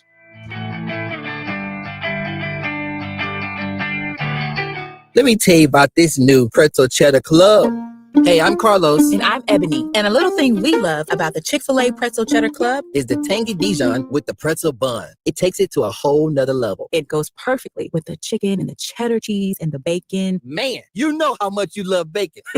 And I love the different varieties. Grilled, spicy, original. It gets you nice and excited for fall. Order the Pretzel Cheddar Club with Cherry Berry and Sprite for a limited time on the Chick-fil-A app. Real guests paid for their testimonials. There's nothing like when you get that part from eBay and it just fits. Yeah, the first time. So you can do less of this and get right back to more of this. At eBay, you'll find all the parts you need, guaranteed to fit, at prices you'll love. Sounds good, doesn't it? eBay, things people love. Eligible items only. Exclusions apply. It's back, and you're invited to join us in Forest Park, September 19th and 20th, for the 53rd Annual Great Forest Park Balloon Race Weekend, presented by PNC Bank. Attendance is free, and the number of memories and photos you can capture is endless. Special thanks to New Ground International and Blue Moon Brewing Company. The 53rd Annual Great Forest Park Balloon Race Weekend. For more details, visit the events page at KMOX.com. Thank you, St. Louis, for making Genesis of St. Charles the #1 Genesis dealer in Missouri for 2025. We know your time is valuable. That's why every purchase comes with 3 years of complimentary Genesis service valet within 125 miles. We're closer than you think. That means complimentary vehicle pickup and delivery, plus a loaner vehicle at no additional cost. Or want something new? We'll bring the test drive to you. Visit genesisofstcharles.com today. Based on GMA sales records for 2024, see dealer for details. Are moles tearing up your yard? Don't let these lawn invaders turn your beautiful property into a mess. Rottler Pest Solutions offers professional mole control services to protect your lawn from damage. Visit Rottler.com today to schedule your free inspection. Looking for a place to call home without all the maintenance? Check out the Towns of Linneman Park, new townhomes by Lombardo, located in St. Peters. These new construction townhomes are located on the south side of 36494, east of Harvester Road, and offer floor plans featuring 2 to 3 bedrooms, 2.5 baths, a loft, and 2-car attached garages. Community amenities include a clubhouse, pool, pickleball courts, dog park, and walking trails. Tour our newly decorated display and fall in love with your new townhome. Visit lombardohomes.com for more information. Your home equity could vanish almost overnight, stolen by scammers who forge a deed and transfer it out of your name. The FBI calls it house stealing, and the worst part is you may not know it until it's too late. Find out if you're already a victim now at HomeTitleLock.com. Use promo code RADIO for a 30-day free trial, a title scan, and access to a title specialist, a $250 value. Go to HomeTitleLock.com now. Promo code RADIO. At California Psychics, we know that sometimes you can wake up thinking, I don't know if I'm in the right career, or the right relationship. But whatever your life dilemma, at California Psychics, we'll give you the guidance you need to feel certain about your life choices. And because we only connect you with the very best, we guarantee if your reading isn't life-changing, it's free. California Psychics. Call 1-800-PREDICT today and get 20 minutes for just $20. The reason many of us hate insurance companies is because some of them act like bullies. I'm John Morgan of Morgan & Morgan. I've been dealing with these creatures my whole career. Whether it's a workers' comp claim, an auto accident, or a nursing home or medical mishap, the playbook is often the same: deny and delay. We became the largest injury firm in America for a reason. We fight the bullies. They know who we are, and I know it makes a difference for our clients. Just go to forthepeople.com and see our results and our verdicts after those bullies gave us their final offer. Hiring the wrong firm can be disastrous. Hiring the right firm could substantially increase your settlement. It's easy to get going. Visit forthepeople.com on your phone or computer, or call us on your cell at Pound Law, pound 529. Morgan & Morgan, America's largest injury law firm. forthepeople.com. The choice of a lawyer is an important decision and should not be based solely upon advertisements. Past results afford no guarantee of future results. Every case is different and must be judged on its own merits. Welcome back to the Gray Bar Sports Open Line. Once again, Matt Pauley on KMOX. Back at it as we roll on here on KMOX. Glad to have you with us. My name is Matt Pauley, taking you until 8 o'clock tonight. A little bit after 7 o'clock news, we're going to be joined by Howard Richards, Mizzou football radio analyst. He is going to join us to talk all things Missouri football. Also, next hour, we'll hear a little bit from Patrick Mahomes, the weekly conversation courtesy of our sister station, 96.5 The Fan in Kansas City. And we'll hear from Doug Armstrong, the Blues president of hockey operations and general manager. Blues training camp is opening up tomorrow. They just got done with the prospect camp, which was really cool. And I think it was a productive camp, and it's great that they go play against Minnesota and Chicago, that little tournament that they do, which is great. And now they get set for a season that, before you know it, it's going to be here. The first preseason game for the Blues is on Saturday. This Saturday. Not next Saturday, this Saturday. They're going to play a game in Dallas on Saturday. They open up training camp, and then boom, just like that, they open up the preseason. Their first regular season game is on October 9th. we're 3 weeks out from the start of Blues hockey season. So if you haven't realized that, it has certainly come quick. Wanted to address a comment that we got via the video stream. Not Good Baseball 2321 says, right after the trade deadline, I knew that John Mozeliak and Oliver Marmol didn't even try to win. And I would push back on that. And especially when it comes to Marmol, not that Mozeliak was selling at the deadline. When you're selling at the deadline, you're depleting the roster. So the dictionary definition of that is your roster is not going to be good. So I would say that would be taken out of context with Mo, but I'm not even addressing that part of it. If you want to go with that kind of as your belief, we're not going to argue about that right now. What I would argue with is the Marmol not trying to win. There's a lot of things that can be said about Oliver Marmol. People who don't like him, I disagree with most of the stuff that's said, but there are some criticisms of Oliver Marmol that I disagree with, but I understand where the criticism is coming from. I think that's a really important thing. My life lesson for everybody is we need to understand more, even if we disagree with people, how they're getting to their point. And so there are criticisms of Oliver Marmol that I disagree with, but that I understand where they're coming from. If you don't think Oliver Marmol is trying to win every single game, if you don't think this dude is competitive as all, you know what?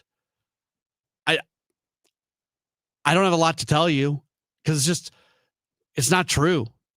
Man burns hot. Like there's a reason he gets thrown out of as many games as he gets thrown out of. He is somebody who wants to win. I sometimes feel bad for him because I think he's been put in a situation where it would be very hard for him to win the number of games that is acceptable in this city, right? And so I push back on that. I push back on that very hard. Marmol is trying to win every single game that they play. Some games are unwinnable. This team has a roster that is not as good as most rosters around. Look at Cincinnati. Cincinnati, from a roster standpoint, a lot better than the Cardinals. And they're kind of right next. They're going to end up basically in the same place. We are going to talk with Howard Richards, Missouri football radio analyst, after the 7 o'clock news, which is next here on KMOX. It's easy to feel apprehensive about getting screened for cancer or to just keep putting it off. But Siteman Cancer Center wants to remind you how important it is, especially after the age of 40. And they also want you to know how easy it is to get it done. GetScreenedNow.com has all the information you need on cancers like prostate, breast, colon, lung cancer. You can also find out your risk of disease by answering just a few simple questions. And then you can find one of the hundreds of screening locations in the area. Even if you're a little farther out, there is probably a place near you. You have heard this before, but catching cancer early dramatically increases the odds of a successful treatment, especially with so many cancers showing up earlier in life. So do not be intimidated. Siteman will make the process as simple as possible. GetScreenedNow.com. Do it for your family and friends who count on you.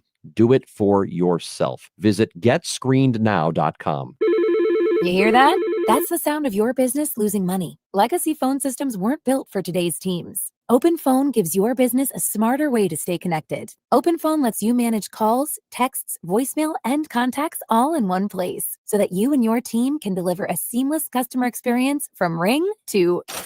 Need to take calls on the go? OpenPhone automatically transcribes, summarizes, and highlights next steps from every call, so you never miss a detail. Need insight into what closes a sale? With OpenPhone's AI call tags, you can instantly spot key topics like objections or pricing questions, and use those insights to coach your team and level up every customer interaction. And yes, you can bring your existing number with you for free. Keep your team in sync and your customers happy with OpenPhone. OpenPhone. No missed calls, no missed customers. Try OpenPhone for free at openphone.com/try and get 20% off your first 6 months. That's openphone.com/try. Openphone.com/TRY. I'm Ed Evans, CEO of Consumer Cellular. We're dedicated to serving people 50 and up like me. Our needs are different. Big Wireless wants us in an unlimited plan, but if you're not using all that data, you're probably getting used. At Consumer Cellular, we're focused on affordable, reliable plans, including data that suits your needs, not ours. Our plans start at just $20, and you'll get the best customer service in the business. Call 1-888-FREEDOM, visit consumercellular.com/facts or a store near you. Plans include $5 credit for auto pay and e-billing. See site for additional facts.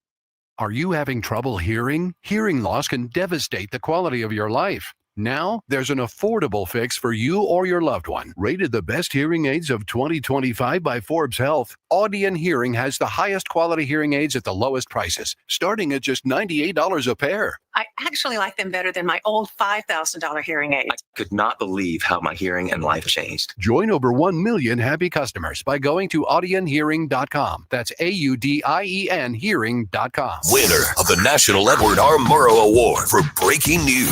KMOX AM St. Louis. KMOX FM Hazelwood. Always live on the free Odyssey app.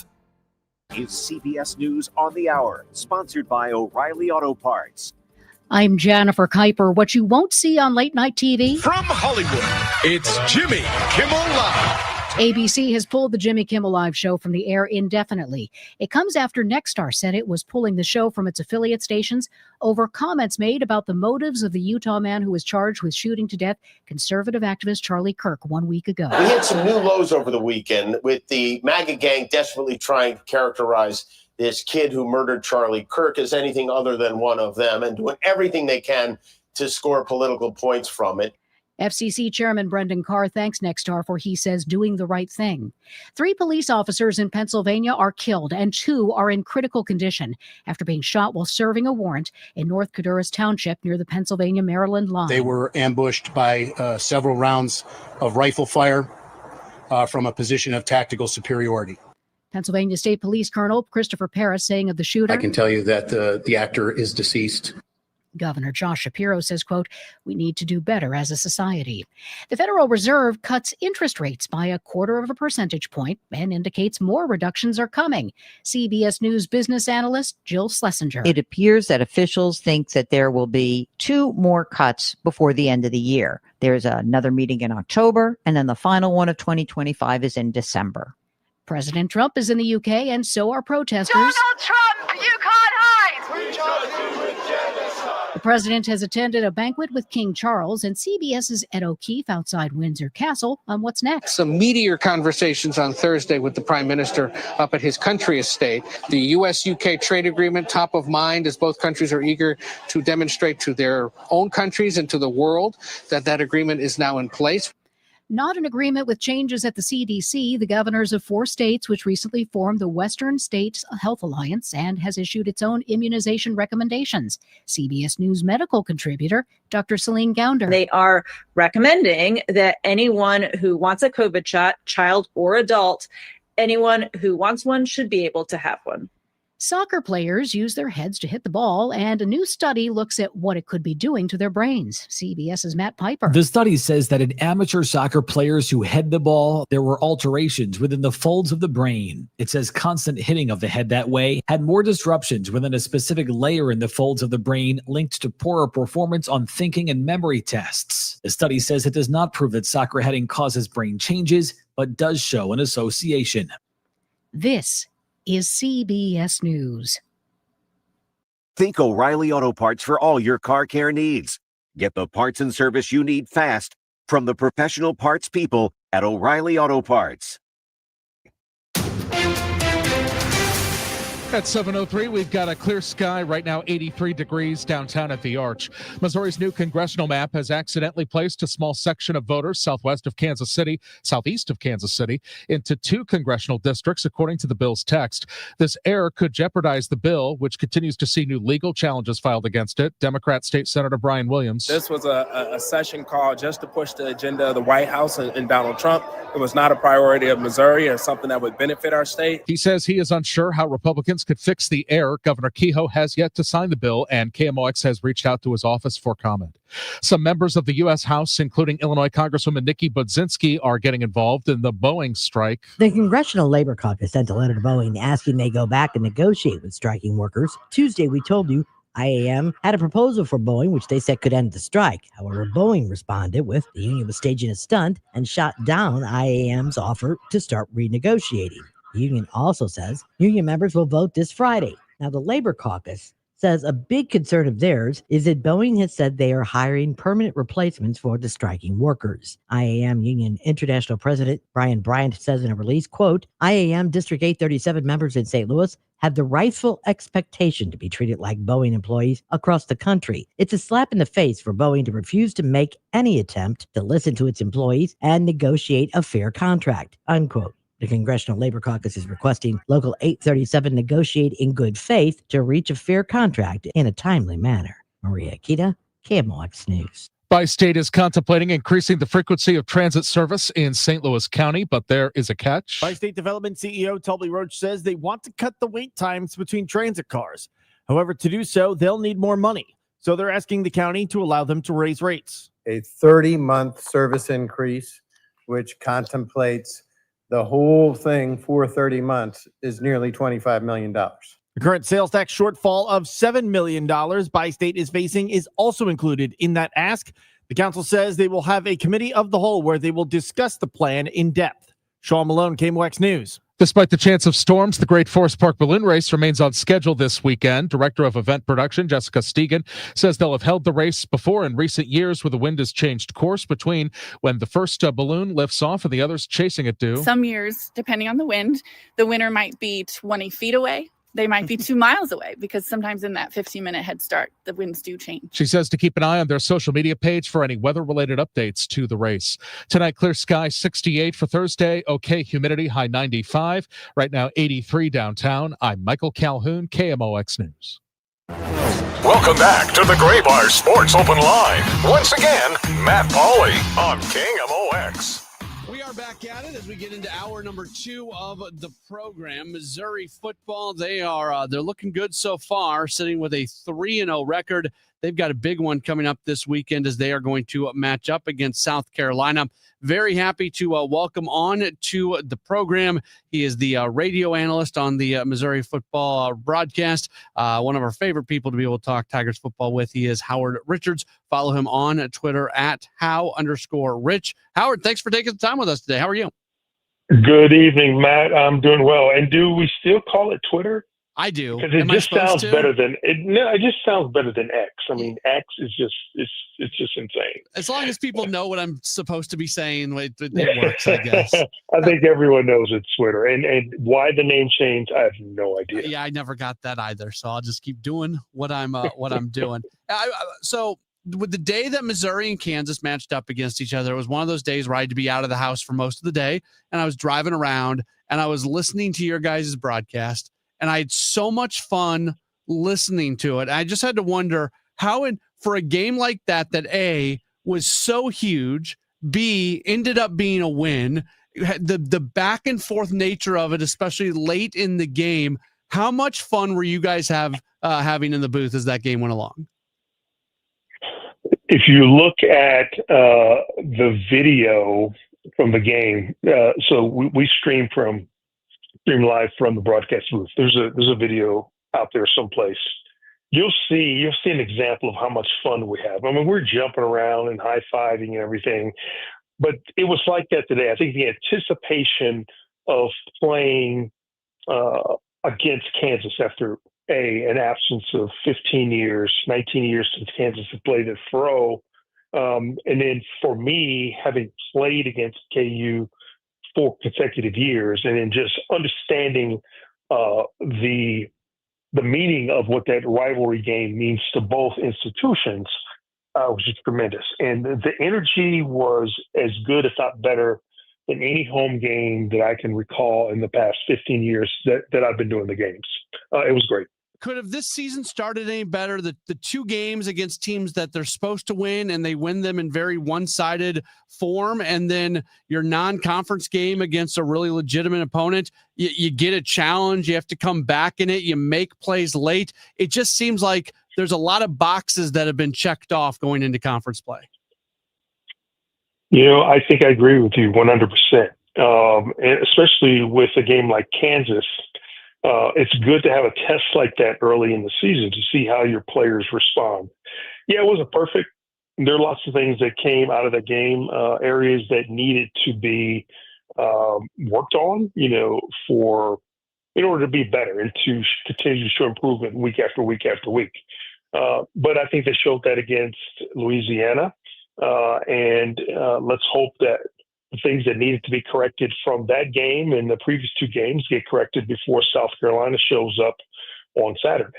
The big question right now, and it's on the other side, is that South Carolina, their quarterback, Lenore Sellers, unknown for sure if he's going to play. It sounds like what's being reported today that he's likely to play. I know Coach Drinkwitz has said that they're preparing for him to play, but what kind of challenge does it create for a team where you don't know for 100% sure what quarterback you're going to be facing?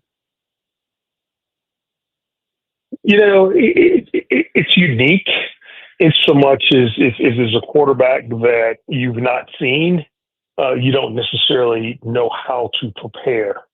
In the case of South Carolina, you prepare as though Sellers is going to play. He did practice yesterday, I heard, and I think it's trending in the direction that he will play. How effective he will be, no one knows.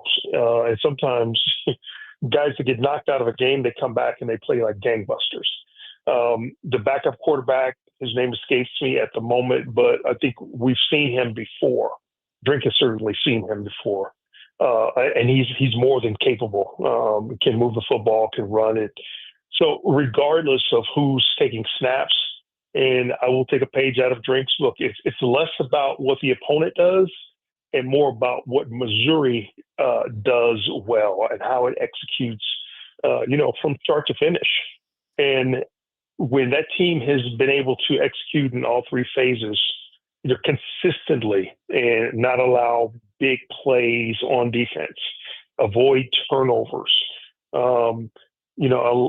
disallow big plays in the kicking game. When Missouri does that, they win more times than not. I don't know if this team is destined for greatness this season, but if you look at the first, let's say, 25 minutes of the game against Louisiana, they looked to be unstoppable. And listen, Louisiana is no slouch. The team won 10 games last year. They lost some players from that roster, but they're very well coached. They did some things that Missouri didn't expect, that Missouri will certainly face in subsequent games. When Missouri showed an empty backfield, they blitzed. Missouri had problems controlling that blitz and picking it up. So there are things that I think, from a coaching standpoint, you want to see how your players handle them. And you saw that it was a problem last week. How do you correct those things in practice going forward? Because certainly South Carolina will attempt to do the same things that gave Missouri trouble so far.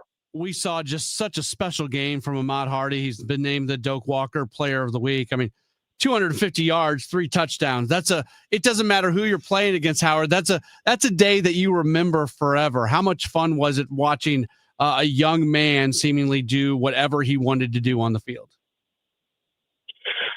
He's so impressive. He's an impressive young man. When you listen to him, he's such a energetic and happy-go-lucky guy, happy to be where he is. Talks about how fast the game is and how fast he has to adjust to league play. The basics are the same for him because, all he does is try to make guys miss when he gets to the next level. And I think I heard a stat, maybe 150, 160 yards after contact on Saturday. And we know that he rushed for well over 100 yards or 1,000 yards after contact last season. So seemingly he's picked up where he's left off. I think Missouri's played 3 this year. Going back to his last 2 games at Louisiana, he's rushed for 500 yards, for over 100 yards in 5 consecutive games. So he's on a momentum streak himself. And listen, I know the challenge is going to be there for him.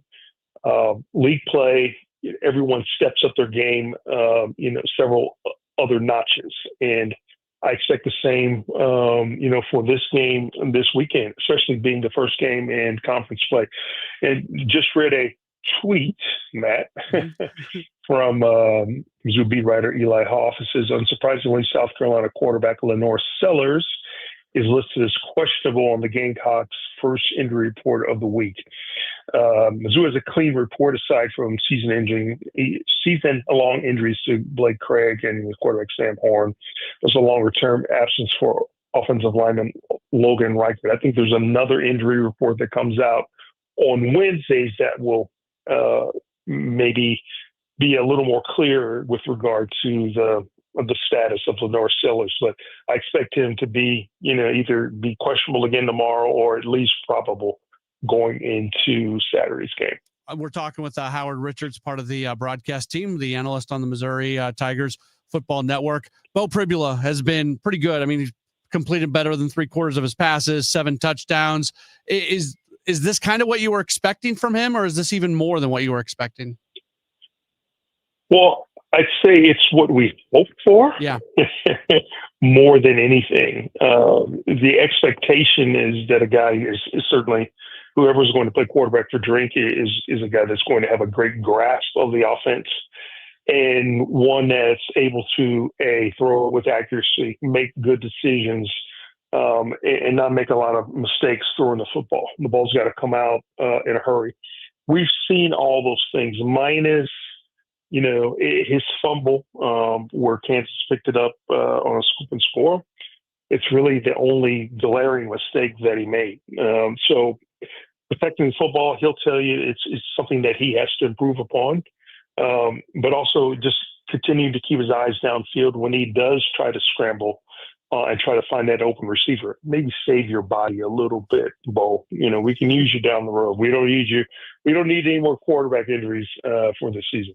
He is Howard Richards. Howard, I was just talking to Claibs earlier today. He said that your weekly show, you guys are taping tomorrow. That's available over at STL Sports Central. And, of course, people hear you on the Tigers radio broadcast. Really appreciate you taking some time with us this evening and look forward to talking to you again down the line. Anytime, Matt. Thank you. Awesome. Very good. That's Howard Richards, one of the best. Love being able to talk with him and appreciate how gracious he is always with his time and willing to talk about Mizzou football as they get ready for a big one. The only thing that worries me about this weekend, beyond just like South Carolina is a good team, that worries me. The intrinsic stuff that can concern me. South Carolina lost a game they should have won this past weekend. Anytime a team plays the week after a game that they lost that they should have won, you know that they're going to be that much more locked in. So, like, when I saw that they lost at home to Vanderbilt by a lot, I went, that's not great for Missouri. Doesn't mean that Missouri won't win. The fact that it's in Columbia, not the other Columbia, this Columbia is good for Missouri, and Missouri is just a good team. But I really did not love the fact that Vanderbilt went into the other Columbia and beat South Carolina last weekend. 314-436-7900. That's how you call or text. Again, later on this hour, we'll hear a little bit from Patrick Mahomes, courtesy of our sister station, 96.5 The Fan in Kansas City. After that, we'll hear from Blues president of hockey operations, Doug Armstrong. He met with the media today. We will have more in just a moment as we roll on with a Gray Bar Sports Open Line on KMOX.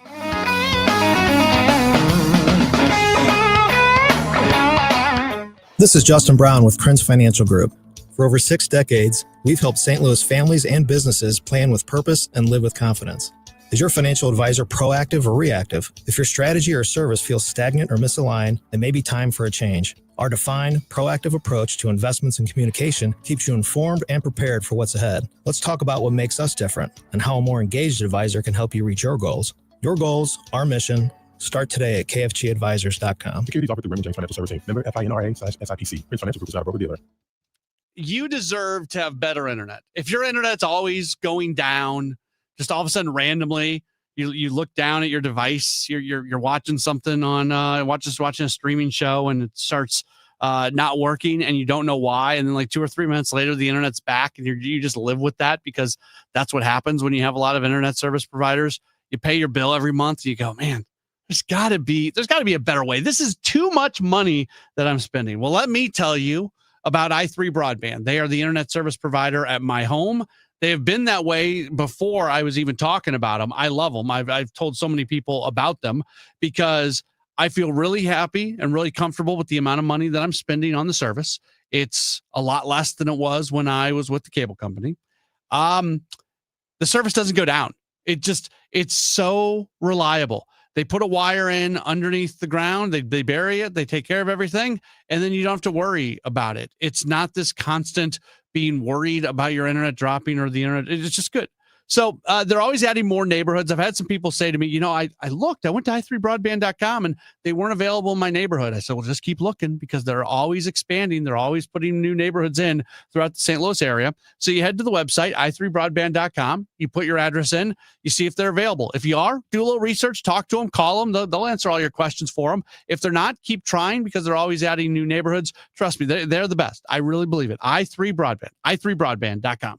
This is a special alert to all Americans who own a vehicle with less than 200,000 miles with an auto warranty about to expire or with no warranty coverage at all. Due to a decline in the economy, CarShield is announcing a low-cost month-to-month vehicle protection plan that is now available to the public to save any driver out-of-pocket expenses on future auto repairs. Call now to find out how you can pay almost nothing for covered auto repairs. Yes, you heard that correctly. Pay almost nothing for covered auto repairs. An open phone line has been established for all drivers to call for a free quick quote.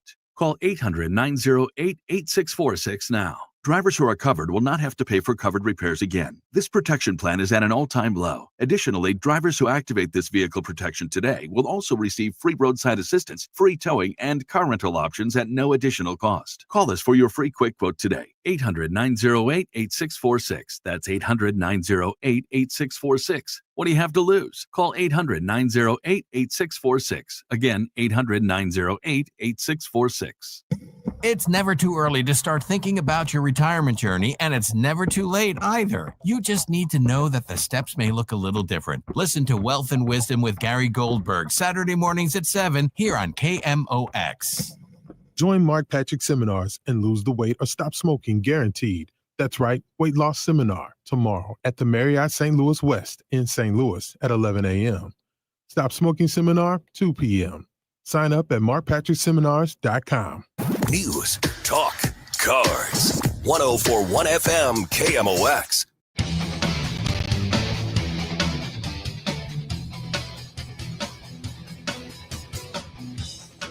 It's Great Bar Sports Open Line right here on KMOX. We are taking you till 8 o'clock tonight. And for the final half hour of the show, first we're going to hear from Chiefs quarterback Patrick Mahomes.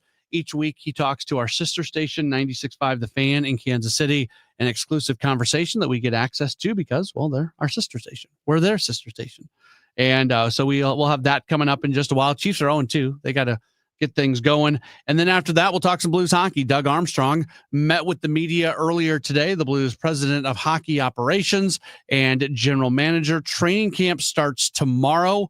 First preseason game coming up on Saturday. It is just about here. Otis sent in a message. I guess it sounded like I was taking a little bit of a shot at Vanderbilt when I was talking about South Carolina because of what I said about Vanderbilt, that was a game that South Carolina should have won. And Otis said, I'm underestimating Vanderbilt. Vanderbilt's good. Vanderbilt was unranked going to the number 11 team in the nation. So I think Vanderbilt's good. I really do.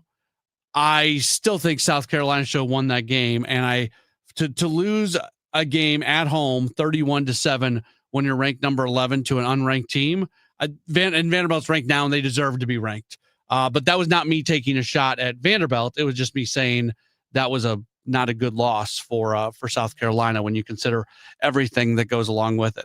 I had to kind of laugh at this text message that came in, and I appreciated the message, but because if you guys saw, and for those of you who watch on the stream, you're able to see some of the messages that come in, but I do think sometimes it's a good reminder for me that whether it's text messages or tweets or whatever else, like everybody is a human being and a unique individual, and everybody's got their own opinion on things. And when I start believing that there is a overwhelming majority opinion, a lot of times I get that wrong.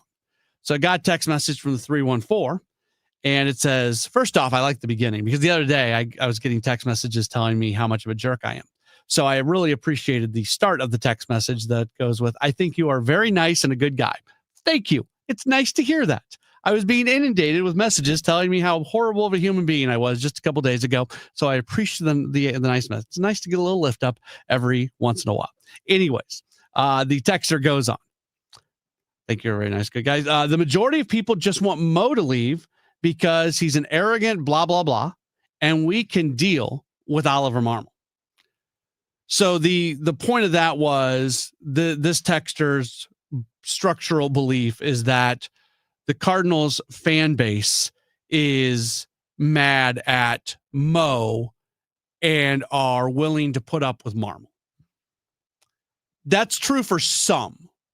That's not true for the majority. I appreciate that being your point, but as the person who sits here and watch text after text, tweet after tweet, social media comment after social media comment on the stream coming in, I can tell you that Marmol and Mo are they're spoken about together. That for a large portion of the fan base, as much as they want Mo out, they want Marmol just the same. I would be curious of this. Let's say Chaim Bloom takes over. That's not the let's say part. Obviously, that's happening. So Chaim takes over.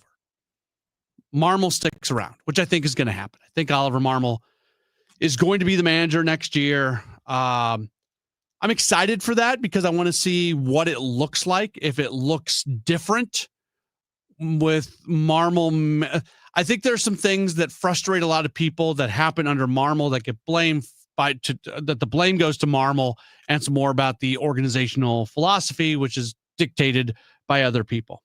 So let's go to a hypothetical situation. Maybe this plays out this way. Maybe it doesn't. We'll probably all learn together unless there is a managerial change in the offseason, which I'm not expecting, and I'm hoping it doesn't happen. If all of a sudden things look different, like really different, let's say the Cardinals are starting to do like the innovative and thinking outside the box stuff that other organizations do. The using openers and doing a lot more in terms of splits and platoons and things like that. Like just they try to get every single edge they can get from every single corner. And that's what the Brewers do. The Brewers are able to play above their roster because they take advantage of everything else. So let's say, and I don't think the Cardinals are especially good at doing that. I think they were actually better this year than they were previously. The first thing was when they did not bat Mason Wynn leadoff this year. When they went with Newt Barn, eventually Donovan, like that was the right way to go. I didn't think they were going to do that. I was so pleasantly surprised that they didn't. And that seems like such a long time ago now, but that showed kind of an evolution in the way things were going to be thought about. And I think that's going to continue moving forward. So let's say they start doing all these things that really good organizations do to get the most out of your team. At that point, I would be curious to watch what the level of criticism towards Oliver Marmol becomes. And I think in many ways, Marmol has the opportunity to be unleashed under a Chaim Bloom-led baseball organization. At the same time, I am willing to be accepting of the idea that maybe Chaim and Ollie actually don't work together well. Maybe they go into the year and it just as they go through that year becomes, you know what, they're not totally simpatico. And if that's the case, then Chaim has the opportunity, whether it's in the middle of the season or more likely at the end of the season, to make that change. But to me, Ollie's a good manager, young, bright, thoughtful. Players like playing for him. I think he is a major asset to the organization, and I would like to see what it looks like with Ollie managing with the next regime fully in charge. I think that's going to happen. It's not a 100% guarantee. We are going to take a break. When we return, we're actually going to hear from Patrick Mahomes. He does a weekly conversation with our sister station in Kansas City. You'll hear that conversation coming up in just a moment. This is a Gray Bar Sports Open Line on KMOX.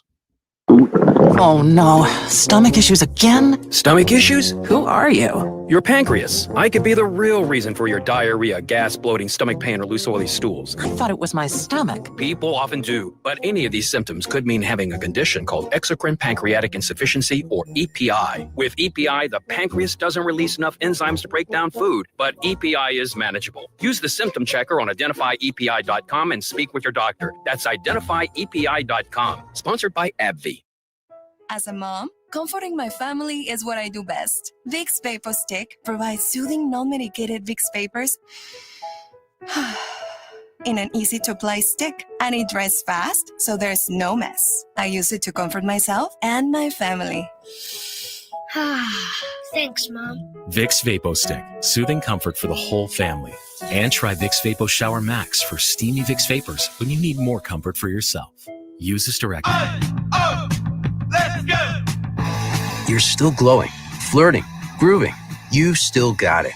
But your immune system weakens as you age, making it harder to fight flu, pneumococcal pneumonia, RSV, and COVID-19. Vaccines are a key part of any health routine and help strengthen your immune response. Ask your doctor or pharmacist which vaccines you need. Schedule in minutes at vaxassist.com. Sponsored by Pfizer. When you're hiring, have you ever felt like you're missing out on meeting great candidates? Well, they're not hard to find when you go to ZipRecruiter. ZipRecruiter helps 10 million people with their job search every day. People who are actively looking for jobs like yours. So it's easy to find the right person fast. 4 out of 5 employers who post on ZipRecruiter get a quality candidate within the first day. Try ZipRecruiter for free at ZipRecruiter.com/free. That's ZipRecruiter.com/free. Frank, did you get the mail? Coupon, Medicare, AARP. Oh, wait, this one says open immediately. First one in the trash. Every day we're bombarded with messages that we don't care about. Problem is, there might be an important message in there that affects you, like retirement. For example, on September 23rd and 25th, Steve All of the All Financial Group will be hosting a Taxes in Retirement seminar at Stone Summit. From the big beautiful bill to taxes on your Social Security, Steve will cover it. It's a complimentary event, but seating is limited, so reserve your seat today. Call 636-230-8824 or online at yourmoneymattersstl.com. What about this coupon for a new lawn service? We live in a condo. So? On the 3rd floor. Mom always said I shouldn't have married you. Investment advisory products and services made available through Impact Partnership Wealth, LLC, IPW, a registered investment advisor. Neither the firm nor its agents or representatives may give tax or legal advice. Individuals should consult a qualified professional or guidance before making any purchasing decisions. Looking for a place to call home without all the maintenance? Check out the Towns of Linneman Park, new townhomes by Lombardo, located in St. Peters. These new construction townhomes are located on the south side of 36494, east of Harvester Road, and offer floor plans featuring 2 to 3 bedrooms, 2.5 baths, a loft, and 2-car attached garages. Community amenities include a clubhouse, pool, pickleball courts, dog park, and walking trails. Tour our newly decorated display and fall in love with your new townhome. Visit lombardohomes.com for more information. Welcome back in. It is a Gray Bar Sports Open Line right here on KMOX. My name is Matt Pauley, continuing to take you until 8 o'clock this evening. We continue to remind you about what's coming up tomorrow night on the program. We are going to be live at Hot Shots in Arnold. We'll be there live from 5 o'clock to 8 o'clock. So Redbird Rush Hour, at least my part of it, from 5 o'clock to 6 o'clock. And then Sports Open Line from 6 o'clock to 8 o'clock for our soccer showcase from City SC.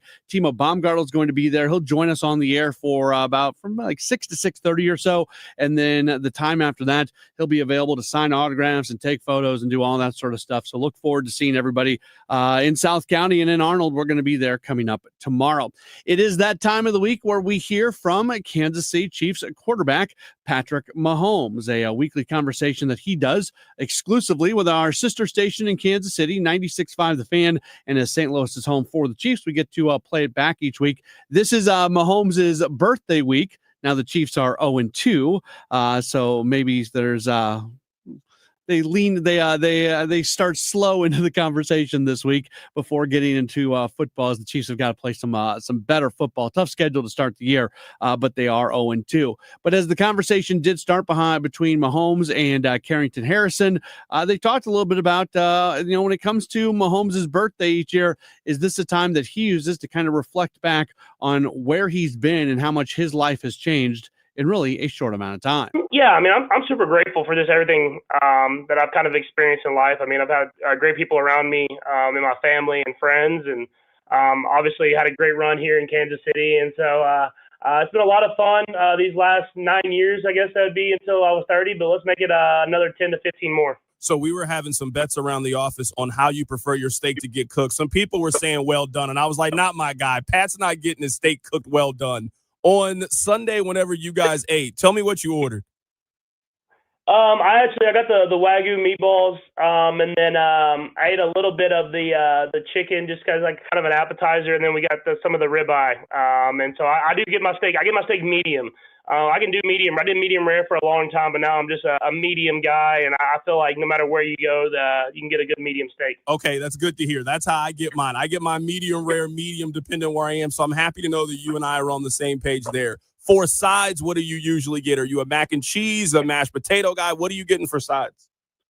It kind of depends. Sometimes I will do the mac and cheese and like the French fries and stuff like that. But like the other night, just kind of chilling with like the broccolini and the mashed potatoes, and not eating too heavy, knowing that I got a football game coming up. Right now, we're talking to the quarterback of the Kansas City Chiefs, Patrick Mahomes. Today is actually the grand opening for your steakhouse. How excited are you for the public to get an opportunity to go? I'm super excited. They had the kind of the soft opening this last week, and from everything, I mean, I wasn't really there a lot, but from everything I could tell, it went really well, and people had great feedback as far as their experiences there. And so I'm just excited for Kansas City to have this place that I think a lot of people will love, and I get great food and great community, and get to be together at another place in Kansas City they can call their own. You've done a lot before your 30th birthday. You have a very successful foundation that has done a lot for kids in the area. You opened up a steakhouse. You've elevated the brand for your university. You've been able to accomplish a lot of things. Do you have things that you want to accomplish in your 30s? What are some of your personal goals? As far as off the field, I think I just want to be the best dad and the best husband that I can be. Like it's being able to go home every single day and see those kids and the smiles on their face. I want to continue to just be a great example for them and for the rest of the community as well. And so there's nothing like that I've set out and I'm trying to do this or do that. I just want to do whatever I can to give back to the community that's given me so much, and hopefully win a lot of Super Bowls on the field. I know you don't like talking about yourself, but today is just kind of a day of reflection. I have to tell you some of the things that you have accomplished. You have won 3 Super Bowls. You have been the MVP of all of those Super Bowls. You won the MVP in the NFL multiple times. You've been a 6-time Pro Bowler. You guys have been to 7 AFC championship games. Could you imagine that you would have done all of this prior to the age of 30? No, probably not. Like I focus so much on the day and trying to get better that day. And coming out of college and at Texas Tech, I knew that I'd put up a lot of stats, but I wanted to learn how to win and to win consistently. And I got blessed to come to Kansas City with Coach Reed and all these great players around me, and they taught me how to win. They taught me how to push to be even better every single day, and it helped elevate my game and elevate me to be a better role model, a better leader. And I just try to embrace that, knowing that it doesn't last forever, but it's been a lot of fun, and we'll keep pushing it to get even better every single year. Last reflective question, at least about your career, and we'll move to the present day. You have 17 playoff wins before you turned 30 years old. Tom Brady had 12 playoff wins by the time he was 30 years old. Have you thought about the pace you were on by when we look at this thing a decade from now where you could potentially be? Yeah, but you have to keep up with it. I mean, I think that's what makes Tom so great, is that he continued to do it year in and year out for 20 years. I mean, he kept just being at the top of the game, and that comes with a lot of hard work and a lot of dedication. And so I try to do that. Even in times like right now when it's not going well, I still put in the work, knowing that if you put in the work, usually good things happen. And so it speaks to his greatness that he was able to do it for 20 straight years, a little over 20 years. And so I'll just continue to work extremely hard and give myself the opportunity to go out there and win as many games as possible. Right now, we're talking to the quarterback of the Kansas City Chiefs, Patrick Mahomes. Let's get to this week. Let's look ahead. You guys are 0-2. What is the sense of urgency that you feel heading into Sunday Night Football? Yeah, I mean it's a high sense of urgency. Going up against this team, I mean this is a team that has played two good football games as well, and they've kind of been similar to us, where they've kind of come up short just a little bit, but they have a lot of great football players, and this will be their home opener, so it'll be a great environment playing at the Giant Stadium at MetLife, and they'll be hungry too. So it's gonna be two teams that are very hungry, that are trying to get that win on the board to get their seasons back on track, and so. It's a high sense of urgency, knowing we got to play our best football, play better than we played these first 2 weeks. It feels crazy to use this term in September, but do you consider Sunday Night Football to be must-win for you guys?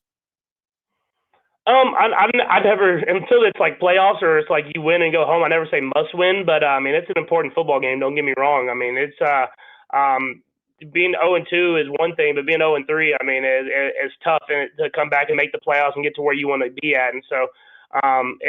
We feel this sense of urgency here, and knowing that we got to play better as a full team. I mean, it felt like the first game offensively we played pretty good. Second game we played bad, and they kind of flipped on the defensive side of the football. And so for us, we got to come together as a team. We got to continue to put in the work, to come together as a team on game day and play our best football on game day to get a win and get our season back on track. This is along that same vein, but I'm sure you've heard the stat by now, and it is a stat that is going to be drilled into you guys' head over the next couple of days. Since expanding the playoffs, there have been 41 teams that have started 0-2. Only 5 of those teams have made the postseason. You guys obviously have championship DNA. Nobody is counting you guys out, but how do you guys dig yourself out of the hole that you guys have created these first 2 weeks? Yeah, I think you just got to focus on the now and what we can do. And today, that's having the best practice that we can have and preparing ourselves for this game that we're playing this weekend.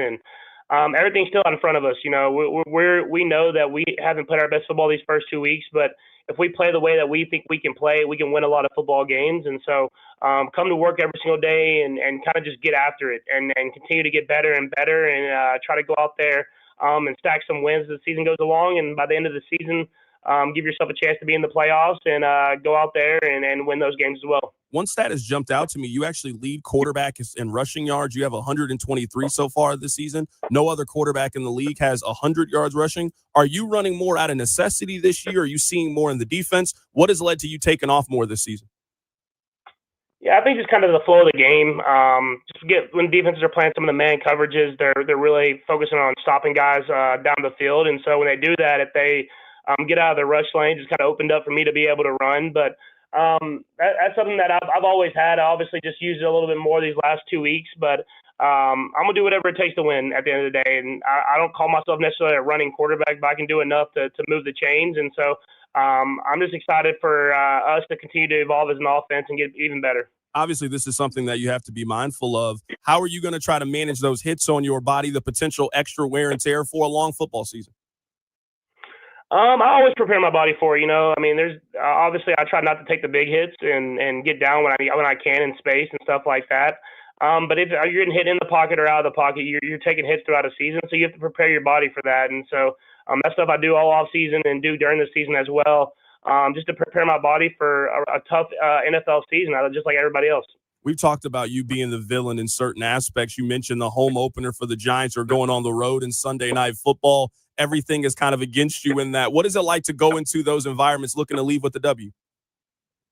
Yeah, I mean, it's always tough. Don't get me wrong, but it's always a great opportunity to go in there and kind of build that memory with your teammates of being having to come together and win these big games and these big moments on Sunday Night Football and stuff like that. And so I think that's stuff that can help build character for a team throughout the entire season, knowing that you're not always going to get to play at Arrowhead and get to have that home crowd behind you. You have to learn how to come together as a team, and it makes you closer as a team as the season goes on. I'll get you out of here with these last handful of questions. You obviously are very familiar with New York. Your dad played for the New York Mets. What memory do you have of New York as a kid?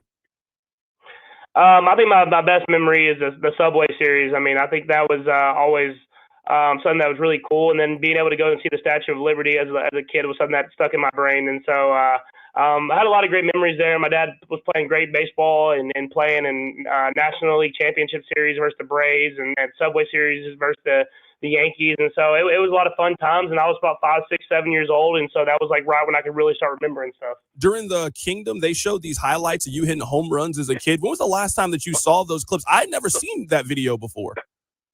I hadn't seen him in a long time, and for me, I just heard the stories. You know, like with your dad or your grandpa or whoever, they always tell you stories, and half the time you're like, I don't know if I really believe what they're saying. But my dad had always told me that exact story, and so to see it on the home video that my mom found, I don't know where she found it at. It was cool because it just showed that all those stories my dad was telling me about me as a kid and his time in New York were all true. I mean, you should have known right then and there that you were going to be really athletic. Because I'm sitting there watching, like, I don't know if you're supposed to be this age being able to hit that far. I always thought I was a baseball player, man. I grew up in it, and I learned so much of it. But looking back now, it was really cool. That is the quarterback of the Kansas City Chiefs, Patrick Mahomes, joining us on the show today as they get ready for Sunday Night Football. Pat, again, happy birthday, man. Look forward to catching up with you next week. Yeah, appreciate you. That was Patrick Mahomes, courtesy of our sister station, 96.5 The Fan in Kansas City. We, of course, are your home for Chiefs football in St. Louis. We'll take one more break. We'll come back, and we'll talk some Blues hockey. Training camp, it is set to open up tomorrow. Blues president of hockey operations and general manager Doug Armstrong addressed the media today. We'll hear some of what he had to say. We'll do that coming up in just a moment as we continue on after this right here. It's a Gray Bar Sports Open Line here on KMOX. The KMOX City SC Soccer Showcase, presented by Michelob Ultra, is back. Next stop, Hot Shot Sports Bar and Grill in Arnold, Thursday, September 18th. A limited number of fans can get an autographed picture from City SC player Timo Bunkardel. Win great prizes, enjoy great food and a cold drink. Hot Shots in Arnold is the place to be Thursday, September 18th from 6 till 8 p.m. for the City SC Soccer Showcase, presented by Michelob Ultra. For more info, KMOX.com/events. Hey, it's Jeff at Saks Financial. I got a free event coming up to maximize your Social Security, September 22nd and 23rd. Come meet me in person and find out how to maximize your Social Security. Sign up at retiresafestl.com/events.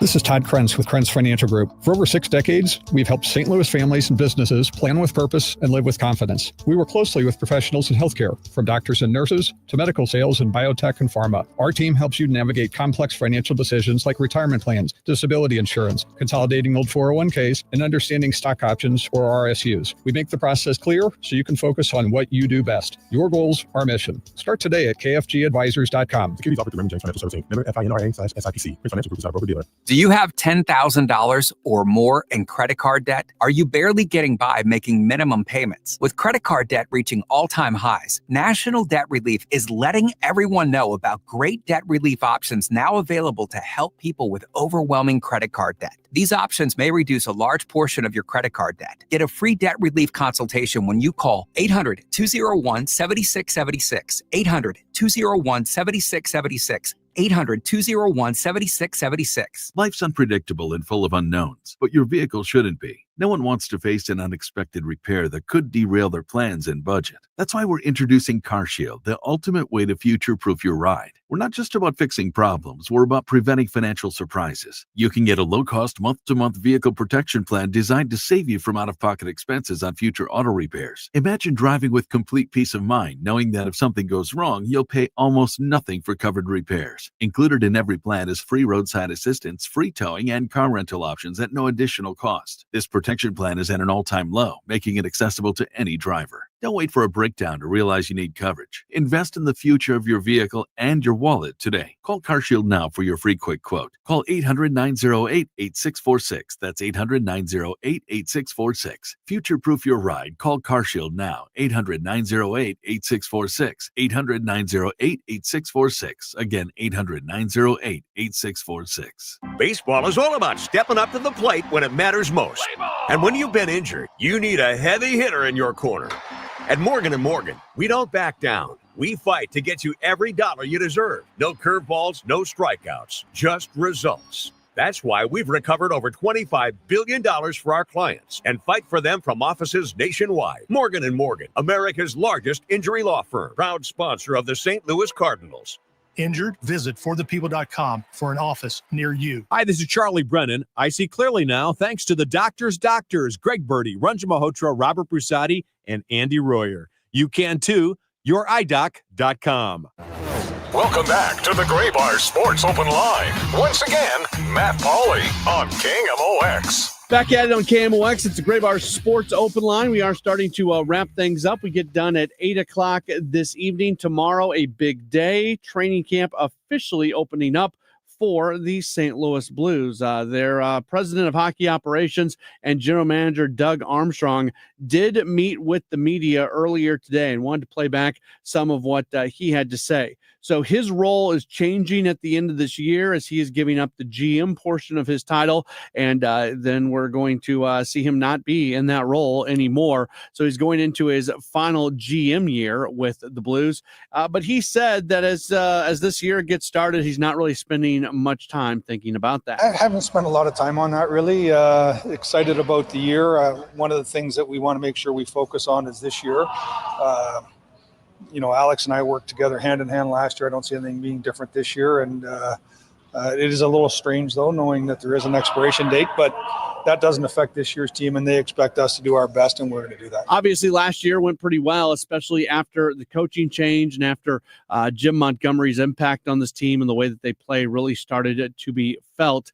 He was asked about, taking momentum because the season ended well last year. They were so close, just terribly close to getting into the second round of the playoffs. So can you take momentum from last year and bring it into this year? It's great that Monty's going to have a full training camp to get us ready.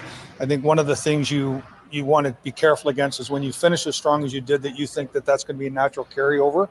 One of the things you understand over time is that, like, Mayu doesn't care how we played, Suter doesn't care how we played, Buke doesn't care how well we played at the end. So we have to build our own team again. We have to start with that foundation. Now, there's a lot of things that the players can remember and learn from last year, but to think they can just replicate it by showing up, hockey doesn't work that way. The NHL doesn't work that way. And just the understanding of, when I look at the Central Division, how strong that is right now, we have to be ready to go, the start of the season. And it's going to be a battle every night. And one of the things that, when you're coming from behind, you can sneak up on teams.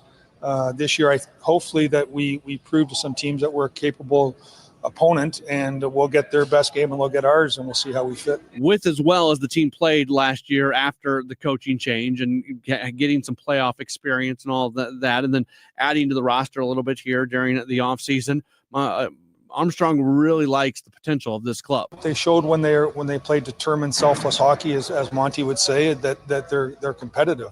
I think we have a good mix right now of veteran players like Shen and Parenko and Falk and Bukestad and older players that are at that point now.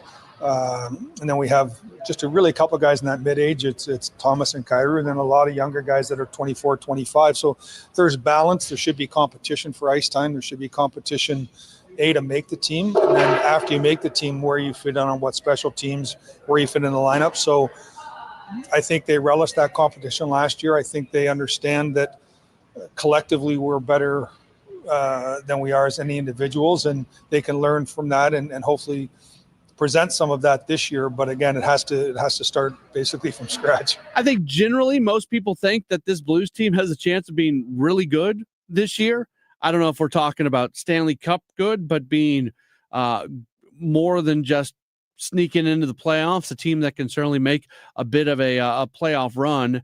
And that would mean they had a better year this year than they did last year, even though they finished off so strong last season. And Armstrong talked a little bit about whether it's just Jim Montgomery being in for the full year with training camp, the changes that they did make to the roster, young guys continuing to get better, what it is going to take, and what's the possibility of them being better this year than last year. I think we're a little deeper. I also think that we do have some positive experiences to go off of, but I think bringing in two centermen, doesn't put too much undue pressure on young players that are 20, 21 years old. I think, quite honestly, a lot changed. And I think we discussed this a little bit last year at the end, with bringing in Broberg and Holloway expedited this process. Right now, and then bringing Fowler in, we don't have to put the 3 first-rounders from 2 years ago into our lineup right now. If we didn't have those players, we probably would and just sort of learn on the go. But the players showed enough last year for us to acquire veteran players, get back to the maturation that we've had in the past of letting players come at their own pace, come at their own time. And so I think experience players helps us. I think, having youth being served to some extent, but making it earned, I think is better for us long-term than making them earn it than to give it to them. And then final thing from Doug Armstrong, I thought this was also pretty interesting. I think Corey Miller from Channel 5 asked this question. It was a good question. It wasn't that long ago that they were selling players off at the deadline. And it felt like they were going kind of into I don't want to say long haul rebuild, but it didn't seem like it was going to be a super quick process. And I guess it hasn't been super quick, but it's moved along a little bit faster than a lot of people thought it would move along. And a lot of that has to do with how much they got better last year. So the question was asked, are they ahead of schedule from where they thought they were going to be if you circle back to when they were trading players at the deadline? I don't think you sort of have a schedule that you go by. It was difficult. We moved on from some great Blues players that brought us a lot of success, but contracts were expiring, and we made decisions. We've tried to stay competitive as we're doing this, and some teams go a different approach where they'll go working for a first overall pick maybe for a few years and hoping that player turns out to be a superstar and they can build around that. That wasn't the way we wanted to go, partly because I just thought with Thomas and Kyrou and Binnington, there was enough players. I don't think we could ever really get to the bottom comfortably. And so we went a different direction. And again, I credit our pro staff and our amateur staff of finding players that we can be in here. I think when we talked last year, I thought we might surprise some teams. We might be a little bit better. My expectations would be a little bit greater this year. That I like where we finished. I like where we're headed. With the caveat, though, that the Central Division is better than it was last year at this time, and the league is probably better just because of the increase in cap space. There wasn't teams that were fighting at the top that had to disperse their players because of cap issues. It's a little bit more normal to where it was pre-pandemic, that a bad contract is usually absorbed within a year or two by the cap going up. That's Doug Armstrong, the Blues president of hockey operations and general manager. And that's going to do it for this edition of the program. Again, a reminder, tomorrow we are going to be at Hot Shots in Arnold. Love for you to stop on by. Timo Baumgartl from City SC will be there from, I believe he's there till 8 o'clock. So 6 o'clock to 8 o'clock is when he's there. He'll be on the radio with us from about 6 to 6:30. And then after that, he'll get the opportunity to meet you, take photos, sign autographs, do all those sort of things. We'll be broadcasting live that entire time. We'll start the live broadcast at 5 o'clock for my part of Redbird Rush Hour. And then we'll do all the city stuff during the 6 o'clock hour, kind of more standard sports open line during the 7 o'clock hour. But we are looking forward to being with you coming up tomorrow. Thanks to all my guests. This was a really fun show tonight. And we'll talk to you again tomorrow from Hot Shots in Arnold for another Gray Bar Sports Open Line right here on KMOX.